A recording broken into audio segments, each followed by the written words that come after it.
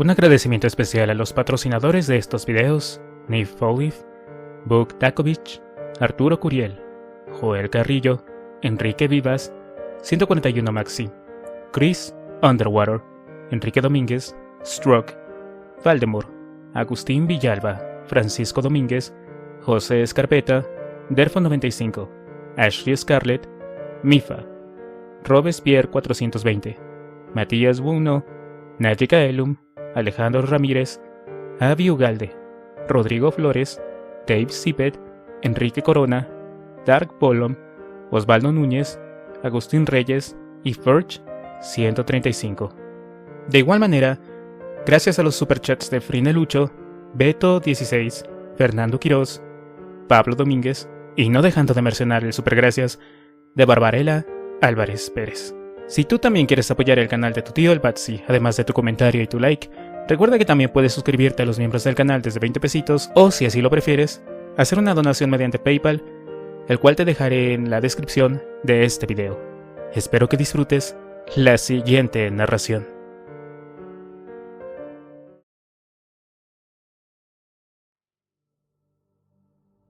Apocalipsis Z.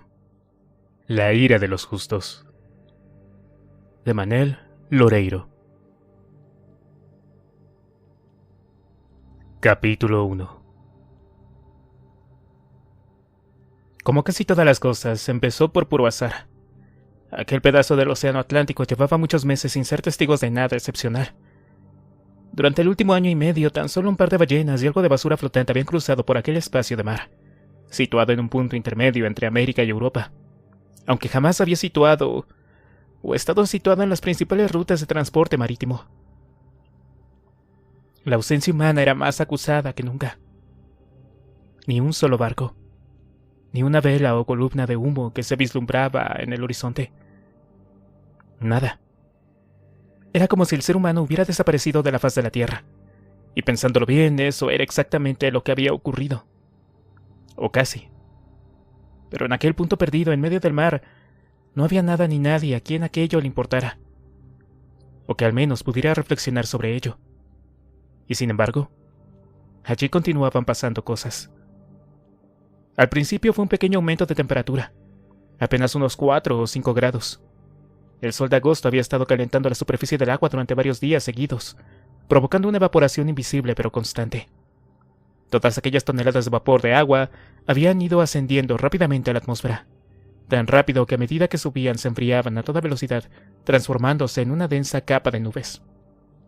Al mismo tiempo, la presión atmosférica comenzó a caer en picada, mientras en las áreas circundantes el viento, impulsado por la diferencia de presión y la rotación de la Tierra, comenzaba a moverse en gigantescos círculos perezosos, que adquirían cada vez mayor velocidad. De haber estado allí presente algún meteorólogo, cosa difícil porque en aquel momento apenas quedaban vivos unos 40 especialistas del clima en todo el mundo, y casi todos ellos estaban más preocupados en sobrevivir que en contar isóbaras, habría sido capaz de decir que aquello era una célula de convección de tormenta, o mejor dicho, una supercélula, y que las supercélulas eran sumamente extrañas tan al norte. Pero en aquel trozo de mar no había nada, ni nadie. Los satélites meteorológicos que debían vigilar el océano habían ido apagándose o se habían estrellado contra la atmósfera a lo largo de los últimos meses por falta de mantenimiento, y las salas de control en la Tierra estaban abandonadas. Por otra parte, no quedaba nadie que pudiera dar el aviso. Por eso, cuando 30 horas más tarde aquella supercélula de convección se transformó en un huracán de fuerza 3 y comenzó a avanzar hacia la costa africana, no hubo ni un solo testigo del nacimiento de aquel monstruo atmosférico. Y debido a eso, nadie pudo avisar a los tripulantes de un pequeño velero situado a 400 millas al este de que el infierno estaba a punto de desatarse sobre sus cabezas. Capítulo 2. ¿Qué tenemos hoy para comer? La pregunta salió disparada de la boca de Prit en cuanto asomó la cabeza dentro del tambucho del Corinto 2. Adivina, mascullé en media sonrisa, mientras me volvía para observar la cara de mi compañero de tripulación. Bajo, fibroso y con un sorprendente estado físico para estar más cerca de los 40 que de los 30. Los intensos ojos azules de Víctor Princhenko me miraban desde la puerta de acceso que daba al interior del velero, mientras el viento removía su largo cabello rubio. El sol había tostado la piel del antiguo piloto de helicópteros ucraniano, hasta darle un espectacular tono cobrizo que contrastaba enormemente con su rubio y pajizo bigote. «No me digas que tenemos pescado otra vez», gimió Víctor. «Estoy harto de esta dieta de sardinas». Sí, bueno, yo también, sonreí. Pero tenemos que aprovechar que estamos atravesando una buena zona de pesca. No sabemos lo que vamos a tardar en llegar a tierra, ni cuánto volveremos a tener algo comestible nadando cerca. Además, sabes que las reservas de a bordo son para una emergencia. Vi cómo el ucraniano se relamía mentalmente pensando en las escasas latas de conserva que se apilaban en un pequeño armario al fondo del camarote. Pero finalmente su buen juicio se impuso. Con un gemido se volvió y se dirigió de nuevo a cubierta, mientras rezongaba en ucraniano una retahíla de maldiciones. Justo cuando apoyaba los pies en el primer escalón, una enorme bola de pelo naranja saltó sobre él como una bala de cañón, haciéndole trastabillar y caer al suelo. Las maldiciones del ucraniano subieron un poco de tono, mientras trataba infructuosamente de sujetar al inquieto gato persa que le observaba divertido y juguetón desde lo alto de una litera. Pero no llegó a enfadarse. Hacía falta mucho más que eso para que el eslavo perdiera los nervios. «Sujeta de una vez a tu condenado gato, o te juro por Dios que un día de estos lo lanzo por la borda». «No lo creo», respondí sin levantar la vista de las caballas recién pescadas que estaban limpiando. «Sé que en el fondo estás encariñado con él. Y además, no es mi gato. Creo que Lúculo piensa que todos nosotros le pertenecemos a él». Como para manifestar su aprobación, Lúculo profirió un largo y sonoro maullido a la vez que saltaba de la litera y se dirigía entre contoneos gatunos hacia mí, con la esperanza de que aquellas entrañas de pescado acabaran en su plato. Princhenko salió definitivamente de la cabina y volví a dejarme solo con mis pensamientos. Me miré las manos, llenas de ampollas y escamas de pescado, y se me escapó una risita amarga. Aún me parecía increíble. Apenas 1 año y medio atrás mi vida era totalmente diferente. Era un respetado abogado que vivía y trabajaba en Pontevedra, una pequeña ciudad situada al noroeste de España. Allí tenía mi vida, mis amigos, todo mi jodido y encantador pequeño universo. Un pequeño burgués, treintañero, alto, delgado y guapo, según decían, y con todo el futuro a sus pies.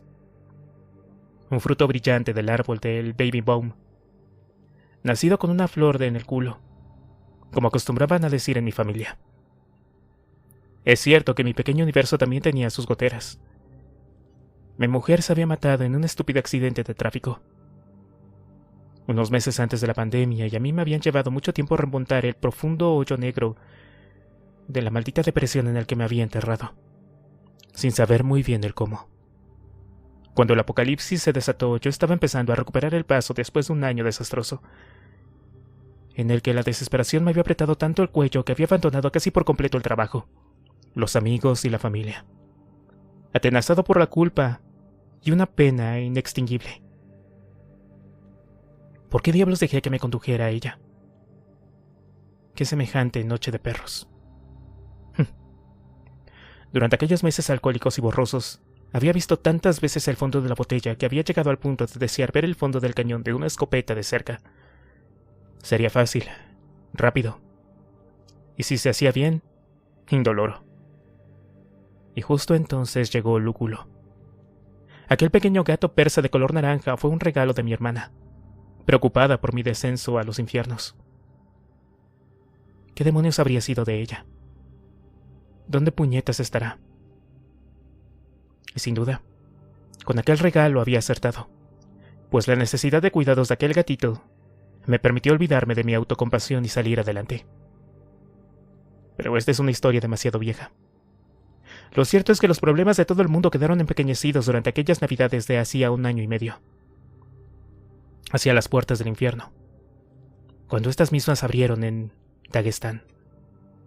He de reconocer que yo, al igual que de la mayoría de los habitantes del occidente, ni siquiera había oído hablar en mi vida de aquella pequeña república exsoviética perdida en medio de Asia Central. No sé si aquel diminuto país llegó a tener en alguna ocasión un jodido ministerio de turismo. Pero si era así, deberían darles un premio. Póstumo, claro. Porque las 2 últimas semanas en las que el planeta tuvo medios de comunicación, el nombre de aquel pedazo de tierra perdido en el Cáucaso fue sin dudas el más repetido en todas las naciones del globo. La historia es conocida. De hecho, cualquiera que aún siga vivo en este planeta la conoce a la perfección. Un grupo de chalados extremistas, proveniente de la cercana Chechenia, intentaban asaltar un viejo depósito de armas de la época soviética, con la intención de conseguir material de guerra para su yihad. El asalto tiene éxito, pero el botín es una basura. En vez de AK-47, granadas, RPGs y cintas de munición, los mujahidines se encuentran con un laboratorio de la época soviética medio abandonado, custodiado por una docena de soldados olvidados, y lleno únicamente de probetas, tubos de ensayo y unos cuantos frigoríficos de alta seguridad. El resultado es frustrante, y el cabecilla checheno, cabreado, ordena a sus hombres que arrasen el lugar antes de irse, incluyendo aquellos enormes frigoríficos con pegatinas de advertencia y carteles en cirílico cubriendo sus puertas. Esa es la última orden que da, y sin duda alguna la más estúpida de todas. Menos de 15 minutos después, él y todos sus hombres estaban infectados con el virus TSJ, que llevaba 24 años durmiendo tranquilamente en el fondo de un matraz dentro de aquella nevera. Tan solo 48 horas después el virus ya se expande, sin control por Dagestán y en apenas 2 semanas por todo el mundo de manera incontrolable. Llegando a ese momento, el cabecilla guerrillero del asalto ya está muerto. O mejor dicho, convertido en uno muerto. Por lo que no es consciente de que, con su pequeño asalto, ha desencadenado el apocalipsis sobre la faz de la Tierra. La humanidad borrada del mapa por culpa de una pandilla de pastores analfabetos que no supieron leer los carteles de advertencia en un frigorífico. Irónico. Jodidamente irónico. Cuando el TSJ se expandió por todo el planeta, los acontecimientos se sucedieron muy rápidamente. Aquel pequeño virus liberado de manera accidental por el guerrillero de nombre desconocido resultó ser un cabrón de la peor especie. No solo era un virus extremadamente contagioso y letal, sino que su código genético estaba programado para seguir extendiéndose incluso después de haber eliminado a su receptor portador. Su creador, ya que el TSJ era un producto de la mente humana, había sido uno de los mejores virólogos que había dado la Unión Soviética. Aunque llevaba muerto y olvidado desde hacía al menos 2 décadas, había hecho un trabajo brillante de bioingeniería antes de morir, cuando intentaba huir a Occidente a través de Berlín del Oeste. El TSJ había sido su legado científico más brillante, pero lamentablemente había quedado olvidado cuando todo el proyecto se dirigía hacia la inevitable purga posterior a su muerte. Todos sus experimentos habían quedado confinados en aquellas neveras de seguridad, a la espera de una posterior reevaluación, pero la pesada burocracia soviética primero y la caída de la URSS más tarde ayudaron a que todo aquello se traspapelara y se perdiera en el olvido. Hasta aquel maldito día. Los infectados por el TSJ no le tenían nada fácil.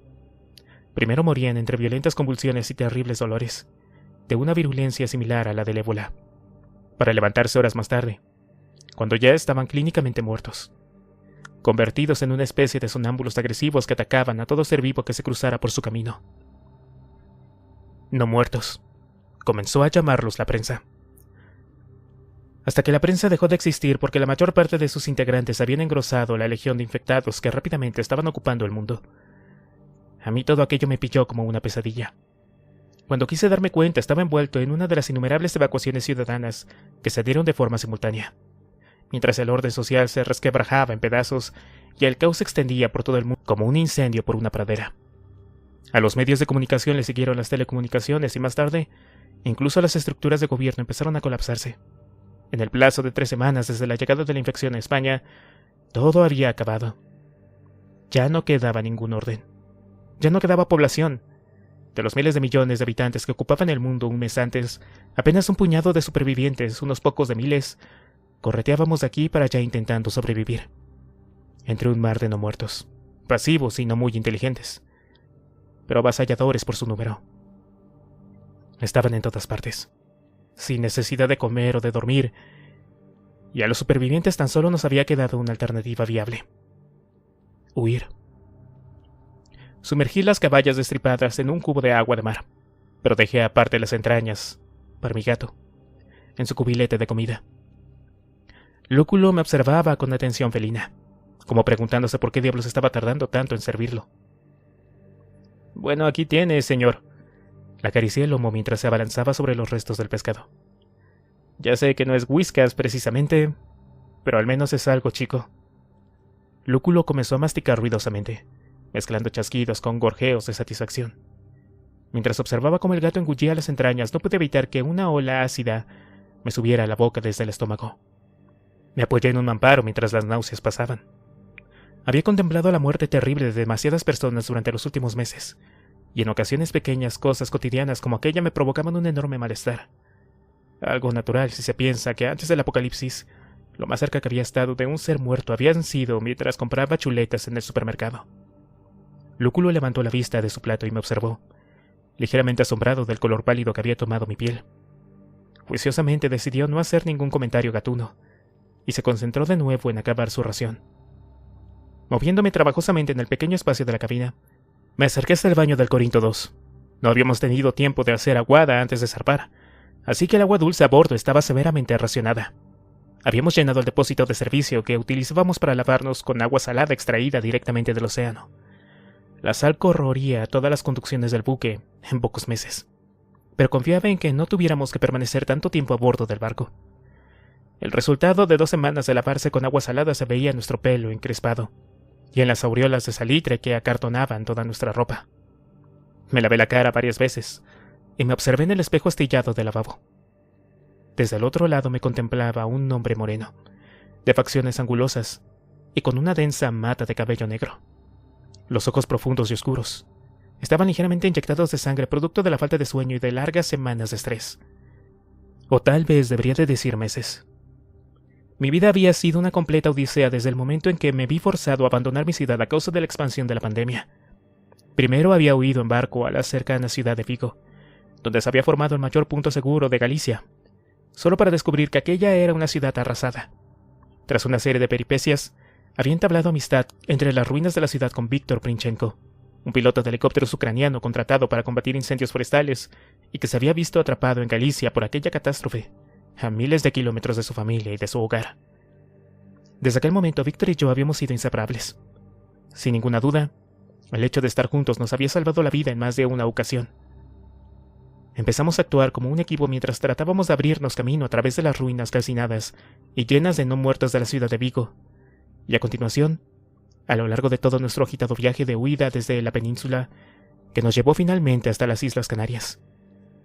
Descubrir que las Islas Afortunadas se habían convertido en un enorme campamento de refugiados al aire libre ocupado por supervivientes llegados de todo el mundo con un racionamiento y una represión militar feroz, y encima al borde de una guerra civil había sido un duro golpe para nuestras esperanzas. Cuando la situación se hizo insostenible y nuestras vidas comenzaron a correr peligro, decidimos que buscar nuevos horizontes era la única alternativa viable. Las islas de Cabo Verde no estaban excesivamente lejos, y ya antes del apocalipsis habían sido un lugar remoto y poco poblado. Confiábamos en que la infección hubiera llegado hasta allí. Podría ser un sitio estupendo para que reináramos nosotros y pudiéramos reiniciar nuestra vida. Además estaba Lucía, por supuesto. Salí del baño, deslizándome entre la mesa central y la base del mástil que bajaba desde la cubierta hasta incrustarse en lo más hondo de la quilla del barco. La puerta que daba al camarote de proa estaba entreabierta. Asomé la cabeza procurando hacer el menor ruido posible. Tumbada sobre la cama, Lucía dormía profundamente. Llevaba puesto únicamente un bikini estampado con flores rosas, y uno de sus brazos colgaba relajado por un costado de la cama. En su mano aún sujetaba una revista vieja de moda, que debía de haber salido de la imprenta hacía mucho tiempo, pero que componía el grueso de la biblioteca de a bordo, junto con un manual de navegación y medio periódico deportivo, que el último propietario del barco había usado hacía casi 1.000.000 de años antes para calzar unos bidones en la sentina. Lucía se había unido a nuestro pequeño grupo tan solo unos cuantos días después de que Prit y yo nos hubiéramos conocido. En el caos que se originó cuando se ordenó la evacuación de los principales núcleos de población, aquella chica se había visto separada de su familia, perdida y asustada, y había acabado refugiándose en el sótano de un hospital, donde había sobrevivido atrincherada hasta que Prit y yo nos tropezamos con ella. Sin que supiese muy bien cómo, y antes de que nos diéramos cuenta, nos enamoramos profundamente. pese a una diferencia de edad de casi 15 años. Definitivamente pensé, con una media sonrisa, que el mundo había cambiado un montón. La mayoría de esos cambios habían sido una mierda del tamaño de un portaaviones. Pero algunas cosas, como haber conocido a esa chica, hacían que de vez en cuando agradeciera profundamente que aquel estúpido asalto de Daguestán hubiera tenido lugar. Sin embargo, pese a todo el desorden, pese a todo el caos, la muerte y la devastación que se había abatido sobre el mundo por culpa de aquel maldito accidente, ciertas cosas no habían cambiado ni un ápice. Los hombres seguían siendo violentos, egoístas y peligrosos. Y si la ocasión lo requería, seguían siendo unos asesinos natos. Pero también seguían riendo, cantando, soñando y llorando. Y si se terciaba enamorándose, sobre todo si se encontraban con una mujer como aquella. Era el tipo de hembra que antes del apocalipsis crearía un atasco con su mera presencia y haría que los hombres con los que se cruzaba por la calle giraran la cabeza. Bueno, y ahora también, me corregí mentalmente. Solo que en el mundo ya no quedaban demasiados hombres a los que podía impresionar. Alta, esbelta, con unas piernas interminables, una cabellera negra que enmarcaba una cara armoniosa de altos pómulos y dos brillantes ojos verdes. Tenía esa belleza provocativa y sensual que suelen tener las mujeres cuando abandonan la adolescencia. Con tan solo 18 años, a menudo me recordaba a una pantera, sobre todo cuando se estiraba perezosamente, como hacía en aquel momento. Tratando de no sobresaltarla, me acerqué a ella y le besé suavemente el cabello. Lucía gimió en sueños y se dio la vuelta, con los ojos entornados. ¿Qué sucede?, me preguntó con voz adormilada. ¿Ya es mi turno de la guardia? No, cariño, le susurré mientras pasaba mis manos por sus largas piernas. Lucía había hecho el último cuarto de la guardia nocturna y llevaba durmiendo tan solo 4 horas. Se suponía que los tres teníamos que hacer el mismo número de horas de guardia, pero Pretty y yo sabíamos que Lucía estaba al límite de su resistencia física, así que procuramos ahorrarle al menos un par de horas cada uno. Ella no era tonta, y se daba cuenta de que lo hacíamos, pero interiormente nos agradecía el gesto. El agotamiento nos estaba pasando factura a todos. Aunque Pretty y yo teníamos más fondo físico, al menos de momento. Sigue durmiendo. Aún puedes descansar al menos 3 horas más antes de que tengas que subir a cubierta. ¿Por qué huele tanto a pescado?, preguntó de repente hurgando la nariz. Bueno, adivina cuál es el menú que tenemos hoy, respondí algo avergonzado, mientras procuraba ocultar mis manos llenas de escamas de pescado debajo de la colcha. ¡Ugh! Lucía se dio la vuelta y se tapó la cabeza con la almohada. Justo en ese momento el barco dio un bandazo cuando una ola un poco más alta golpeó el casco de costado. Pensé que si íbamos a tener una tarde de mar movida, debía acabar con la comida cuanto antes, para ayudar a Prit a ajustar los cabos. En fin, ya que me preguntas, continué sin compasión. Te diré que estuve dudando entre preparar unos filetes Wellington con reducción de oporto, o patatas asadas, o unas simple caballas cocidas, sin acompañamiento, claro. Sé que en el fondo Víctor y tú son 2 personas de gustos sencillos, así que me incliné por el menú más ligero que encontré y... Ya cállate de una vez o te haré callar yo de otra manera, me dijo mientras enlazaba sus manos detrás de mi cuello, y me miraba fijamente con sus enormes ojos verdes. Un nuevo bandazo me hizo perder el equilibrio, y caí sobre ella. Noté la presión de sus senos contra mi pecho desnudo, y el sabor cálido de su saliva cuando me besó durante unos segundos, que parecieron interminables. Algo empezó a agitarse dentro de mis pantalones, y de repente sentí que la temperatura de aquella cabina subía varios grados de golpe. Bueno, tal vez podríamos tomarnos el postre antes de la comida, le susurré en el oído, mientras mi mano se deslizaba hacia el nudo de la parte superior de su bikini. Por toda respuesta, ella arqueó la espalda para facilitarme la maniobra, mientras me mordisqueaba el cuello. De repente, un nuevo golpe de mar sacudió violentamente el casco del Corinto II, tan violentamente que nos hizo rodar a los dos contra el mamparo del estribor. Mi espalda golpeó contra una esquina puntiaguda, cumpliendo la vieja norma marinera de que siempre que salgas despedido de espaldas contra algo, tropezarás con la única parte que pueda hacerte daño. Y por un momento, se me cortó la respiración. ¿Estás bien?, preguntó Lucía tratando de sofocar las carcajadas que subían por su garganta. No sabía que te referías a esto cuando decías que... Sí, bueno... yo tampoco, créeme. Rezongué mientras me echaba la mano a la base de la espalda. Dolía como si me hubiera clavado un pioleto en la columna. ¿Qué diablos está haciendo Víctor allá arriba? La voz urgente del ucraniano me respondió antes de que pudiera decir algo más. ¡Suban! ¡A cubierta cuanto antes! ¡Tienen que ver esto! De un salto abandoné la cama y me lancé hacia la portilla, que daba a la cubierta. Al atravesar el comedor del barco fui levemente consciente de que la tartera donde estaba el pescado había caído al suelo y que el lúculo estaba acechando con ojos golosos a las caballas destripadas, que se movían por el suelo de un lado a otro siguiendo los bandazos cada vez más fuertes que daba el barco. Decidí que ese era un asunto que podía esperar, y me propulsé por las escaleras hasta asomar la cabeza cubierta. El espectáculo me dejó boquiabierto. La última vez que había estado fuera de la cabina había sido 2 horas antes, cuando había estado pescando a las cabañas, que en aquel momento saltaban alocadamente por el suelo del comedor. El cielo, que entonces estaba totalmente despejado, como todos los días desde que habíamos salido de Tenerife, se había transformado en un inquietante mosaico blanquecino. Sobre nuestras cabezas pasaban rápidamente jirones de nubes de media altura, que se agrupaban y se separaban de forma alocada. El mar, que estaba bastante tranquilo hasta hacía apenas un rato, comenzaban a cubrirse de cabritillas, de espuma que golpeaban los costados del barco sin ningún orden aparente. Pero cuando volví la cabeza a barbulento, sentí que la sangre desaparecía de mi cara. Un enorme muro negro cruzaba todo el horizonte hasta más allá de donde se alcanzaba la vista, iluminado cada pocos segundos por el resplandor de docenas de rayos que no podíamos ver desde allí. Aquel monstruo era muchísimo más grande que la mayor de las tormentas que jamás hubiera visto en alta mar. Me dejé resbalar hasta la bañera del timón y me eché un vistazo al barómetro. Como había sospechado, la columna de mercurio estaba increíblemente baja y seguía descendiendo ante mis ojos de una manera perfectamente visible. Tragué saliva y por un momento decía que todo aquello fuera solo una pesadilla. Había oído hablar de un desplome barométrico con anterioridad, pero jamás pensé que fuera a ver uno en persona, y menos en aquellas circunstancias, a cientos de millas del puerto más cercano y en un barco viejo con el aparejo en mal estado. Bueno, ¿podrías decirme qué carajos es eso, capitán? A los ojos de Víctor, que yo tuviera el título de patrón de embarcaciones de recreo me convertía automáticamente en un avezado marino. El hecho de que aquel título solo me habilitase para pilotar pequeñas embarcaciones y que hasta entonces jamás me hubiera alejado más de 3 millas de la costa no parecía importarle demasiado, pero yo estaba aterrorizado. Aún estoy seguro, Víctor, respondí mientras hacía girar apresuradamente el enrollador del Spinnaker.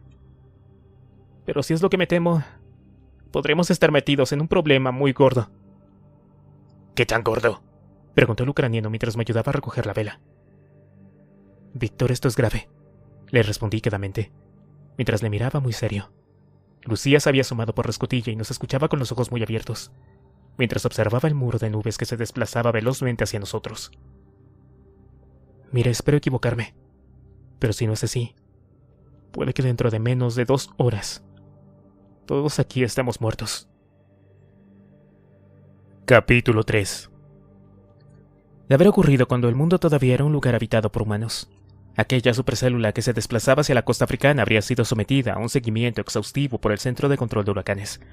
Alguien habría cogido la lista alfabética de nombres que se confeccionaban al principio de cada año y habría buscado el nombre que le correspondía a aquel huracán en concreto. Etna, habría leído. No era un mal nombre.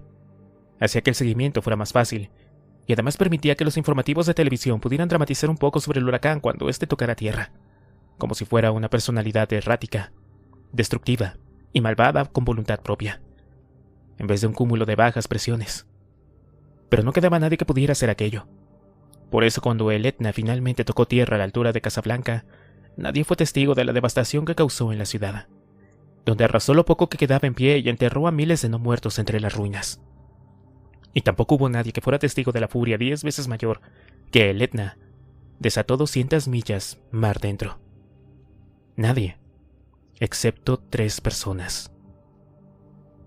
Capítulo 4. ¡Cuidado, Víctor! Justo después de pronunciarse esas palabras, una ola del tamaño de un edificio de 2 pisos se derrumbó sobre el maltrecho casco del Corinto II, haciendo gemir todos los cabos y provocando que el mástil se doblara peligrosamente hacia estribor. La borda quedó totalmente sumergida bajo el agua y por un momento estuve seguro de que el barco iba a volcar y de que había llegado nuestra última hora. Me enjugué el agua salada que me inundaba los ojos y volví a mirar fijamente hacia la proa. al lugar donde el pequeño ucraniano estaba apenas 2 segundos antes tratando de cazar una escota que se había soltado a causa del fuerte viento. Entre las turbonadas de aire y las ráfagas de agua que salpicaban en todas direcciones adiviné la figura de Princhenko, envuelto en un impermeable de mal tiempo y sujeto a un cabo de seguridad, tosiendo y jadeando como un perro a punto de ahogarse. El golpe de mar lo había lanzado contra el mástil, con tan buena fortuna que el chaleco salvavidas que llevaba puesto había amortiguado el golpe. Si el agua lo hubiera arrastrado tan solo 40 centímetros a un lado o a otro del poste de fibra de carbono, posiblemente habría salido despedido por encima de la borda. ¿Estás bien, Víctor? ¡Contesta, mierda! Hice bocina con las manos, para que mi voz llegara hasta mi amigo. Pero el aullido del viento entre las jarcias era tan salvaje que resultaba imposible que el ucraniano me oyera, aunque se encontraba a apenas 3 metros de mí. Sin embargo, debió de adivinar cuál era mi pregunta, porque con un gesto cansado levantó los 2 brazos por encima de su cabeza con los pulgares extendidos. El huracán llevaba azotándonos sin misericordia desde hacía 6 horas, y para mí resultaba un auténtico misterio que no hubiéramos muerto ahogados al menos una docena de veces a lo largo de todo ese tiempo. Aquel yate no estaba diseñado para aguantar ráfagas de viento de semejante fuerza, ni siquiera cuando era un flamante velero recién salido de un astillero, y mucho menos en su actual estado. La primera muestra de que las cosas no iban bien fue a las 2 horas de tormenta, cuando la vela Génova se partió con un sonido chirriante y se alejó volando en medio del vendaval, como la capa aleteante de una bruja. Desde aquel momento habíamos estado capeando el temporal con muy poco trapo en el mástil, tratando de ir siempre por delante de las olas que amenazaban con tragarnos en cualquier instante. Hacía mucho rato que había perdido la noción del tiempo.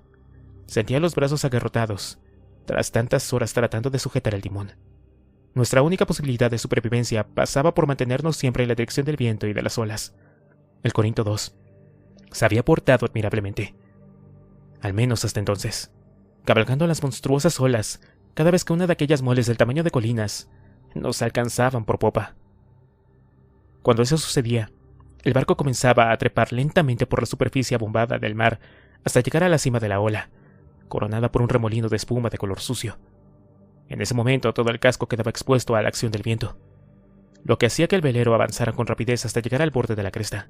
Entonces, en medio de un ruido atronador producido por miles de toneladas de agua desplazándose a toda velocidad, el yate se precipitaba por la otra cara de la ola, con la proa apuntando directamente al seno que se producía entre 2 ondas. Al llegar allí, se clavaba como un cuchillo en mantequilla caliente, y por unos segundos hundido entre 2 olas gigantescas, el viento dejaba de soplar. Entonces, la siguiente ola levantaba la popa del Corinto II, y el ciclo volvía a comenzar una y otra vez. Así durante 6 interminables horas. Aquello tan solo tenía un final posible. En algún momento alguna ola traicionera viraría el barco unos cuantos grados a vapor o a estribor, dejando el velero situado a través en el seno que se formaba entre 2 olas. Cuando la siguiente ola golpeara el barco, lo haría volcar de manera inevitable. Un crujido ominoso me devolvió la realidad. A lo largo de la base del mástil había aparecido una fina grita del grosor de la punta de un lápiz que un segundo antes no estaba ahí. Atónito, comprobé cómo cada vez que el barco alcanzaba la cima de una ola, la grita se extendía y se ensanchaba. Calculé mentalmente que seguramente el mástil aguantaría apenas un par de minutos antes de partirse por completo. ¡Brit! ¡Brit! Aullé con desesperación mientras señalaba hacia el mástil haciendo grandes aspavientos. ¡Los cabos! ¡Hay que cortar todos los cabos inmediatamente! El ucraniano me miró confuso al principio, pero enseguida comprendió la gravedad de la situación. Si el mástil se rompía y caía por la borda, todavía permanecería sujeto al resto de la embarcación por los gruesos obenques de acero trenzado que lo mantenían en posición. Con el mástil y todo el aparejo haciendo de lastre bajo el agua, el Corinto II perdería toda maniobrabilidad y moriríamos en unos pocos segundos. Brit no era un marinero nato, pero desde luego era un tipo despierto. Su rapidez de reflejos le había mantenido con vida mientras miles de millones de personas habían fallecido durante aquella locura. Actuando con celeridad, sujetó el obenque más cercano y con la punta de su cuchillo atacó los pasacabos y tirándoles de su misma base que los mantenían sujeto a cubierta, tratando infructuosamente de librar el cable de acero. Las venas del cuello del ucraniano se hincharon mientras hacía palanca con la hoja del cuchillo. Incluso entre las rachas de viento que me sacudían de un lado a otro, pude oír el gruñido que emitía cuando la punta de su cuchillo se partió y quedó insertada en el hueco. ¡Es inútil!, me gritó, mientras sacudía su cuchillo inservible sobre la cabeza. ¡No puedo soltarle esta maldita cosa! Me quedé helado. Estábamos muertos, total y jodidamente muertos. Una mano firme me golpeó la espalda. Sin soltarme del timón me giré y vi que Lucía había subido a cubierta. La joven llevaba puesto un salvavidas de emergencia, al igual que nosotros, pero no iba equipada con el impermeable de tormenta. La lluvia y las olas que saltaban sobre la popa la había empapado por completo en los pocos segundos que llevaba allí. Sin embargo, no parecía afectarla en absoluto. Era evidente que había oído la conversación y pese a ello, en sus ojos brillaba una férrea determinación por mantenerse con vida. «Intentémoslo con esto», me gritó al oído mientras me alargaba un objeto largo y pesado con su mano libre. Lo agarré como pude. Era uno de los 2 fusiles de asalto HK que teníamos a bordo. Me di cuenta de que su idea era buena, pero difícil de llevar a cabo, aunque tampoco teníamos nada mejor que intentar. «Tendrás que hacerlo tú», tosí, tras tragarme al menos 1.000.000 de litros de agua salada de la ola que acababa de inundar la popa del barco. «Yo tengo que mantener el rumbo. Cuando haya soltado el obenque de popa, pásale el HK a Víctor para que haga lo mismo en proa». Lucía sintió y se giró hacia el soporte que estaba colocado justo en la borda de popa, por encima del timón. En esa posición el viento le azotaba directamente en la cara, proyectando una lluvia continua de agua salada a sus ojos. «Tranquila, tranquila», murmuré, más para mí que para ella. Estábamos en lo alto de una inmensa ola, en el punto de máxima exposición al viento, y el mástil comenzaba a lanzar unos sonidos alarmantes. Pedazos enteros de fibra de carbono se estaban desprendiendo longitudinalmente, y la grieta ya tenía el grosor suficiente para que pudiera introducir un dedo entero. Todo el aparejo aullaba, llevado más allá del límite máximo de tolerancia que había establecido el fabricante, y amenazaba con venirse abajo de esa manera.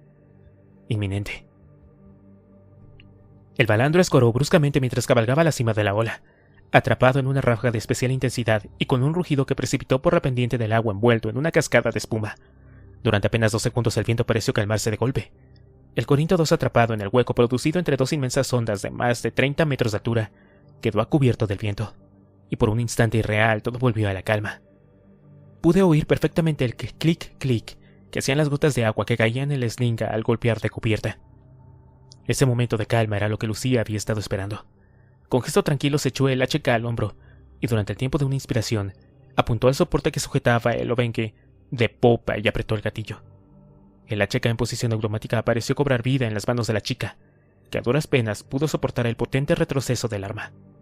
Un rosario de agujeros negros apareció en la cubierta trasera del barco, mientras una lluvia de pedazos de teca, fibra de vidrio y metal caliente nos bañaban de arriba a abajo.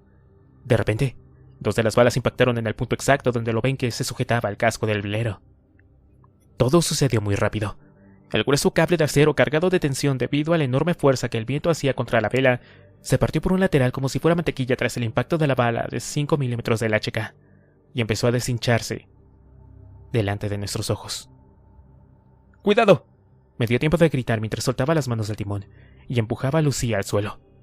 Caí sobre ella mientras el cable se partía a mi espalda con un chasquido y salía disparado como un latigazo. El extremo desgarrado del obenque pasó por el lugar que había ocupado la cabeza de Lucía apenas unos segundos antes y se estrelló con violencia contra la portañola levantada, junto con un reguero de enormes astillas de teca y vidrios rotos.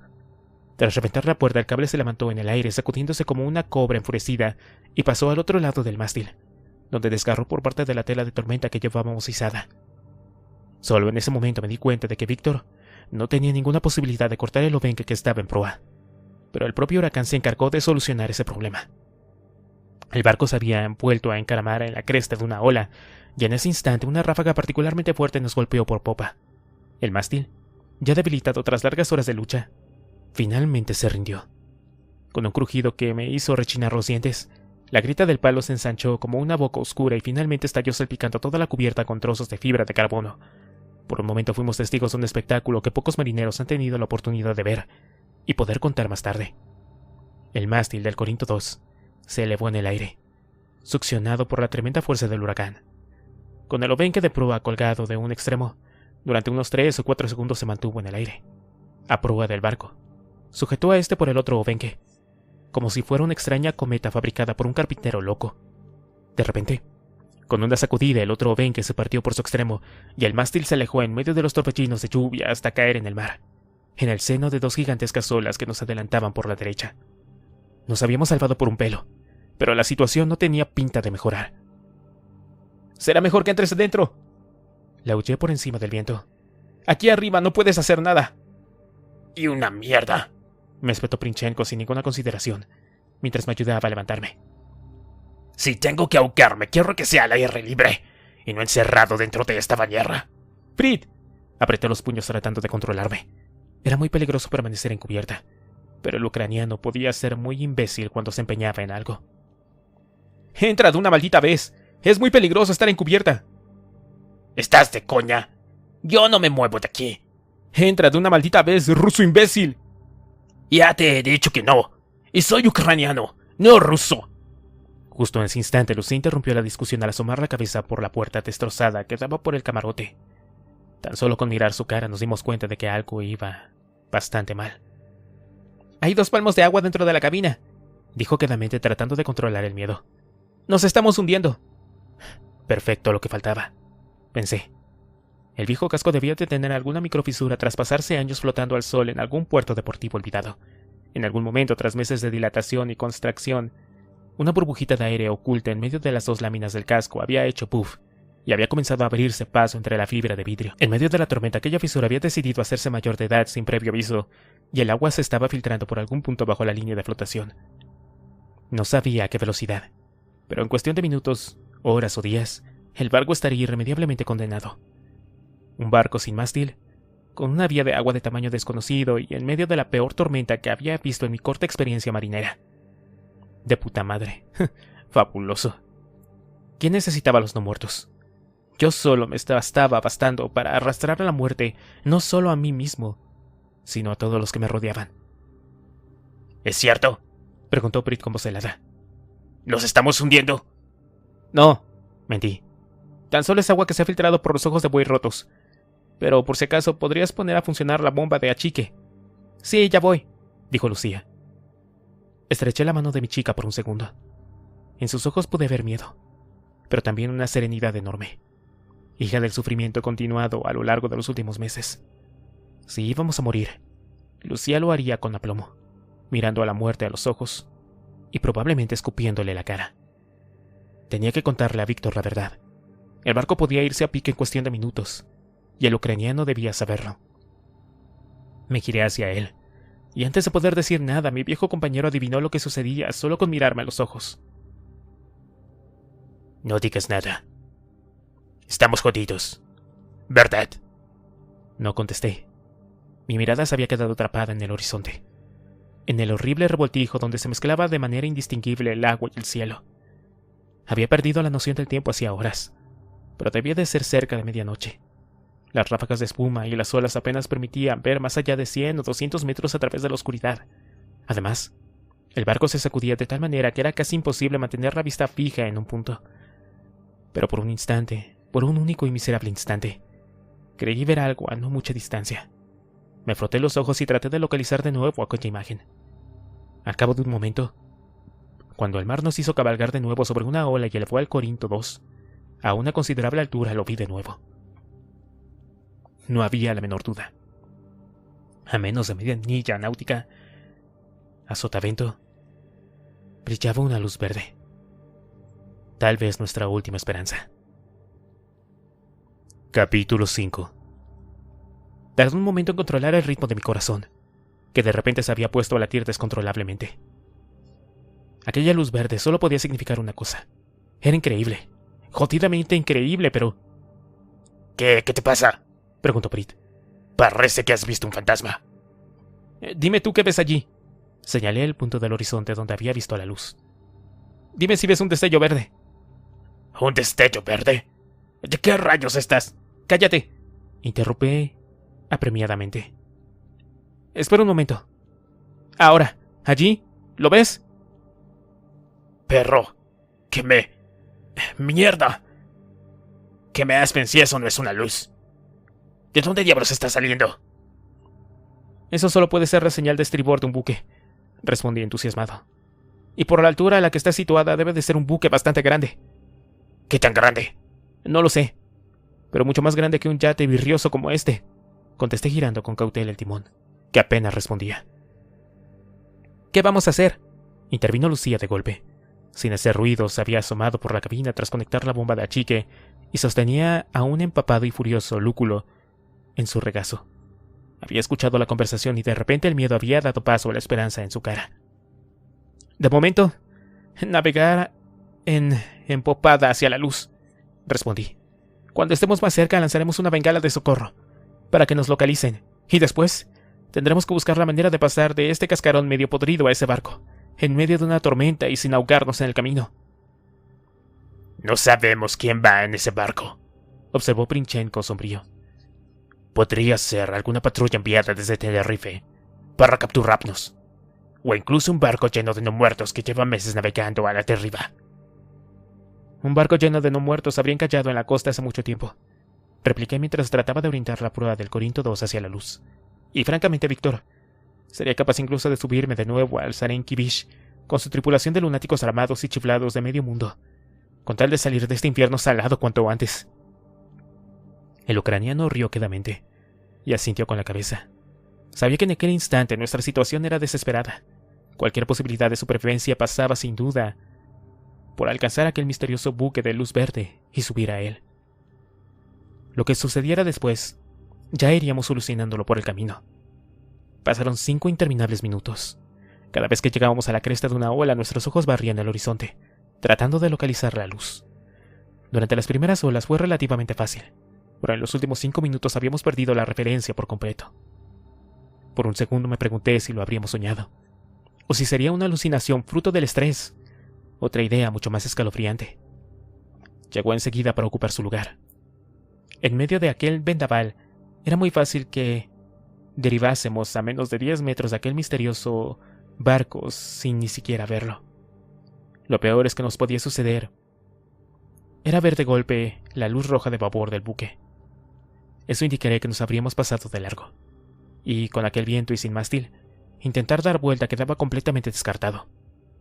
De repente, una enorme ola golpeó el costado del velero, barriendo toda la cubierta con una capa de agua negra y heladora.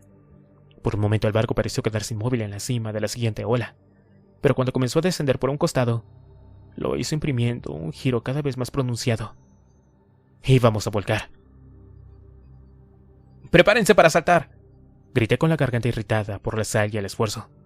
Sin embargo, el giro se detuvo de golpe. El velero estaba en el fondo de un seno de entre 2 olas. La enorme cresta que nos había barrido se alejaba por el horizonte, y la siguiente ola gigante se dirigía hacia nosotros bramando, cada vez más de cerca. La rueda del timón giraba enloquecida y el barco se bamboleaba de un lado a otro, sin nadie que lo pilotara. Pero el viento parecía haber cesado como por arte de magia. ¿Qué diablo sucede?, preguntó Prit. No tengo idea. Es como si estuviéramos en el ojo del huracán, pero... ¡Miren ahí! La voz de Lucía soñaba teñida de espanto. Y eso, más que nada, hizo que el miedo apretase fuerte mi corazón. Me giré para ver lo que señalaba con los ojos desorbitados, y me quedé atónito. El cielo estaba negro, y a menos de 20 metros de nosotros la inmensa proa de un petrolero tapaba todas las estrellas mientras se lanzaba a toda velocidad contra el frágil casco del Corinto II. ¡Nos va a arrollar!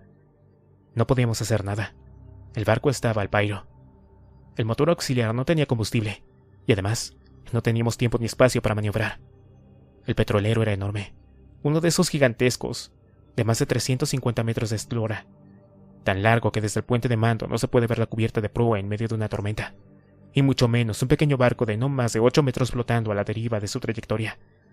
No iban a aplastarnos a propósito, sino que simplemente no nos habían visto ni detectado. En medio de aquel vendaval éramos invisibles para el radar. Y mucho más si estás hecho de fibra de carbono y no tienes ni siquiera un mástil para reflejar la señal. Me apuntó a la parte marisabidilla de mi cerebro, que asistía entre atónita y fascinada a las escenas finales de nuestras vidas. Las dimensiones de aquel coloso eran tan grandes que las crestas de agua que levantaba con su quilla al abrir el mar tenían el tamaño de pequeñas colinas verdosas cubiertas de espuma.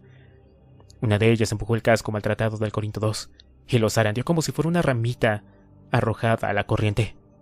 Estábamos tan cerca del casco del petrolero que podía ver los remaches, las abolladuras y las marcas de soldadura que cubrían su superficie. Finalmente, con lentitud desesperante, el velero, empujado por las últimas ráfagas de viento y la onda generada por la quilla, viró lo suficiente para evitar ser aplastado por el petrolero. Aún teníamos una oportunidad, pero había que actuar rápido. Me volví hacia Víctor, que contemplaba boquiabierto aquella mole que pasaba a menos de 2 metros de nosotros. «¡Víctor! Busca la pistola de señales y lanza una bengala para que nos vean». El ucraniano salió de su estupor, abrió uno de los compartimientos de la bañera y sacó la pistola de señales. La levantó por encima de su cabeza y apretó el gatillo. La bengala salió disparada con un siseo y al alcanzar la altura programada explotó con un brillante haz de luz roja que lo bañó todo con un color espectral. Mientras la bengala bajaba lentamente colgada de su paracaídas, me lancé al interior del velero. Lo que antes había sido un coqueto camarote había quedado hecho añicos. Una capa de agua cubierta de aceite, restos de comida, cartas de navegación y papeles ocupaba todo el interior hasta la altura de los tobillos. Lucía estaba en una esquina, con el gato entre sus brazos y me miraba expectante. «¿Cómo vamos a subir a eso?», me preguntó con una calma pasmosa. «Aún no lo sé, pero tenemos que evitar que se marchen sin vernos». Agarré uno de los 2 arpones que habían a bordo y me lo colgué a la espalda. Sin atender a la mirada incrédula de Lucía, abrí el sollado de las velas, buscando un cabo lo suficientemente fuerte. El sollado olía a algas descompuestas y estaba lleno de agua fría. Sospechaba que la vía de agua estaba muy cerca, pero no había nada que hacer. Tras localizar al cabo, busqué una guía y lo até al virote del arpón. Era rudimentario, pero tendría que valer. «¿Qué es eso?» «El cable guía, o al menos algo que se le parece remotamente», respondí mientras volvía hacia cubierta. En ese intervalo, el petrolero ya había avanzado hasta casi la mitad de su longitud. El tamaño de aquel buque era tan grande que tenía la altura de un edificio de 8 plantas desde el borde del agua. Con semejante mole interpuesta, el velero quedaba totalmente protegido del viento y de la fuerza de las olas que azotaban al otro lado. Pisqué sorprendido al comprobar que el Corinto II se balanceaba en medio de un pequeño remanso de aguas completamente tranquilas y sin la más mínima ráfaga de viento. Todo ello alumbrado con la luz roja que proyectaban las bengalas que Víctor lanzaba sin descanso. A pocos metros de distancia, justo en el límite de visión que permitían las bengalas, el efecto de parapeto que generaba el petróleo cesaba y el mar volvía a levantarse con fuerza huracanada. Solo teníamos una oportunidad. Levanté el arpón y apunté hacia la borda del petrolero, que quedaba oculta en medio de la negrura de la noche. Hice unos rápidos cálculos mentales. Era el arpón más potente del que disponíamos, pero la distancia que debía recorrer era muy larga y además en vertical. También había que tener en cuenta el peso de la cuerda. Y... ¡ya carajo! Solamente respira y dispara. Si no logras enganchar este cabo en el petrolero, pueden darse por muertos. La vocecilla pedante volvió a sonar en mi cabeza. Si no es la tormenta, el efecto de sección de las hélices los hará papilla y lo sabes. Lo sabes. Y solo tienes una oportunidad. Así que cállate de una puta vez. Y alístate los huevos. Sacudí la cabeza y disparé. El virote salió despedido con un chasquido y el cabo atado en su extremo comenzó a desenrollarse a toda velocidad. Conté en silencio. 5 metros. 10. 15. Al llegar a 25 metros al cabo de un par, se paró en seco. Tembloroso agarré un extremo y le di un tirón suave al principio y más fuerte después. El cabo no cedía. Nos habíamos enganchado al petrolero. El molinete del Spinnaker, donde estaba sujeto el otro extremo del cabo, gimió cuando el velero dio un salto arrastrado por el petrolero, pero aguantó perfectamente la acometida. El Corinto II, como una rémora pegada a una ballena, comenzó a avanzar paralelo al enorme buque contenedor, golpeándose con fuerza contra el casco de acero cuando la inercia nos propulsaba contra el otro barco.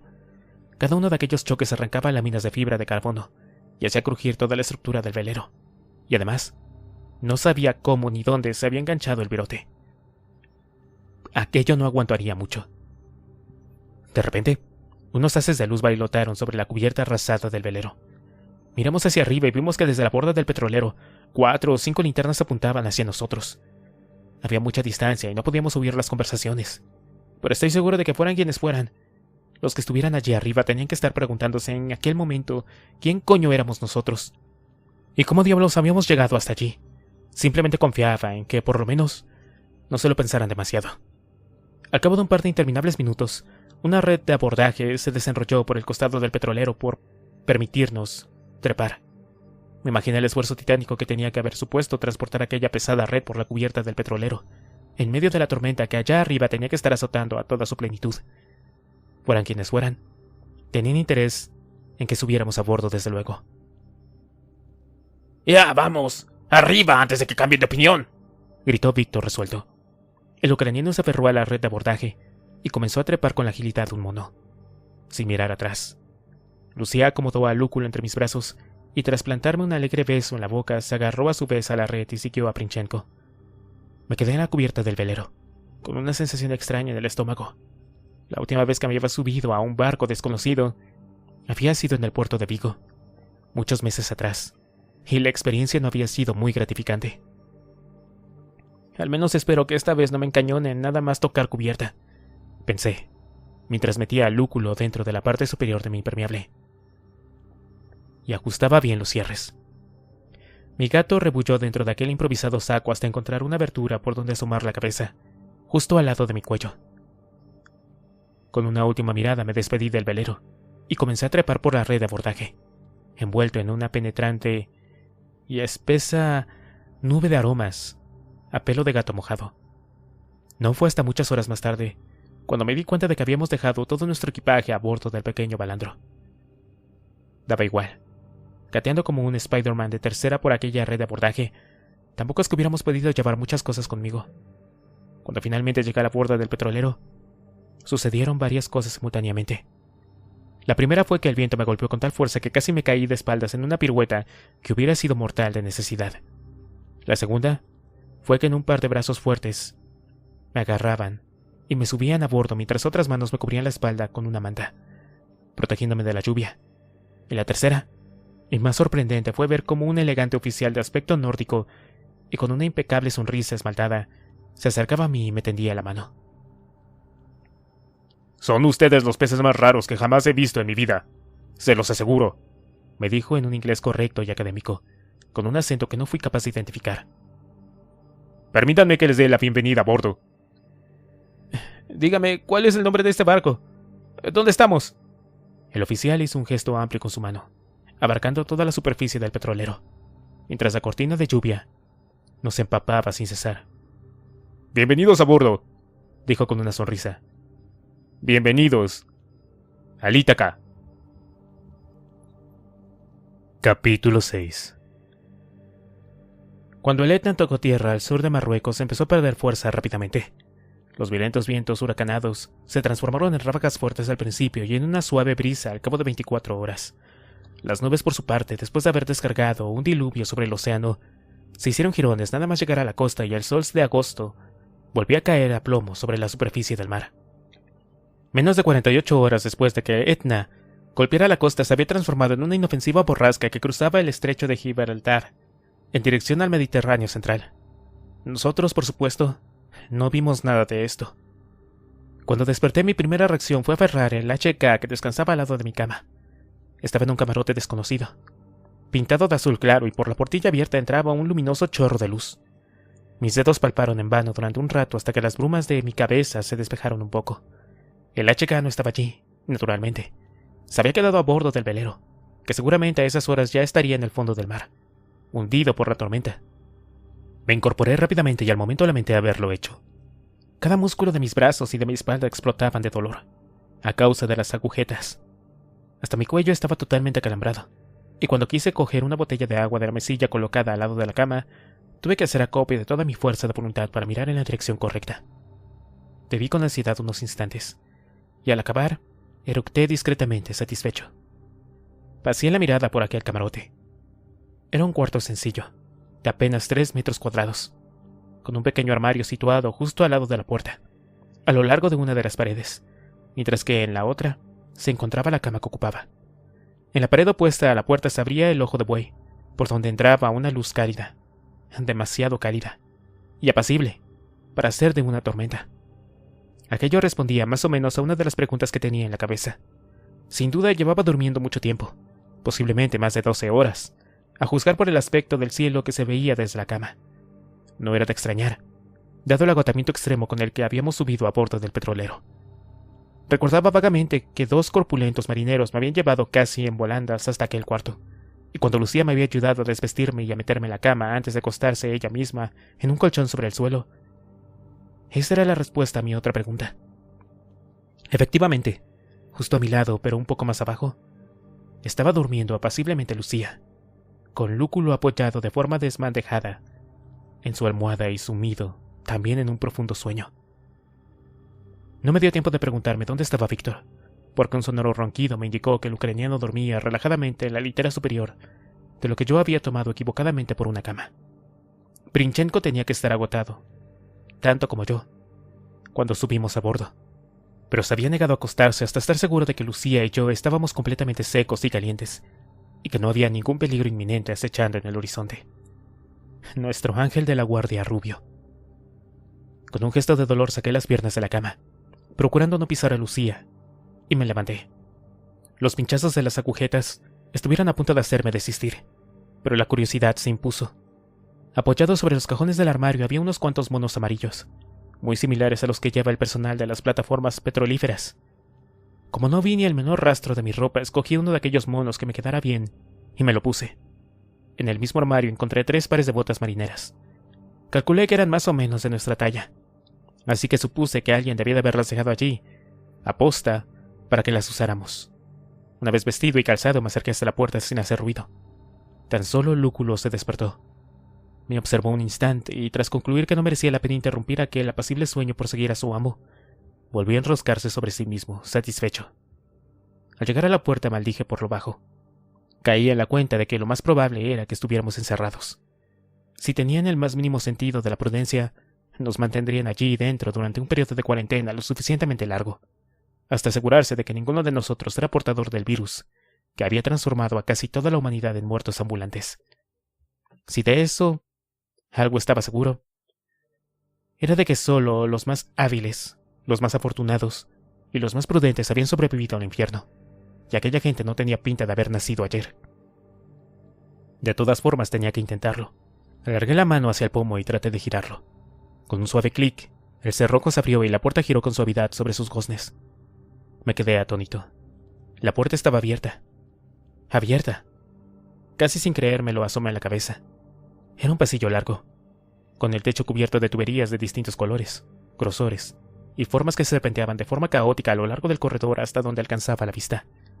Cada pocos metros abría una puerta, que sospechaba que conducía a otros camarotes similares al que acababa de abandonar. El pasillo estaba bien iluminado y limpio, muy limpio. Un suave zumbido rugía de las portillas del aire acondicionado que mantenían el interior a una temperatura fresca y agradable.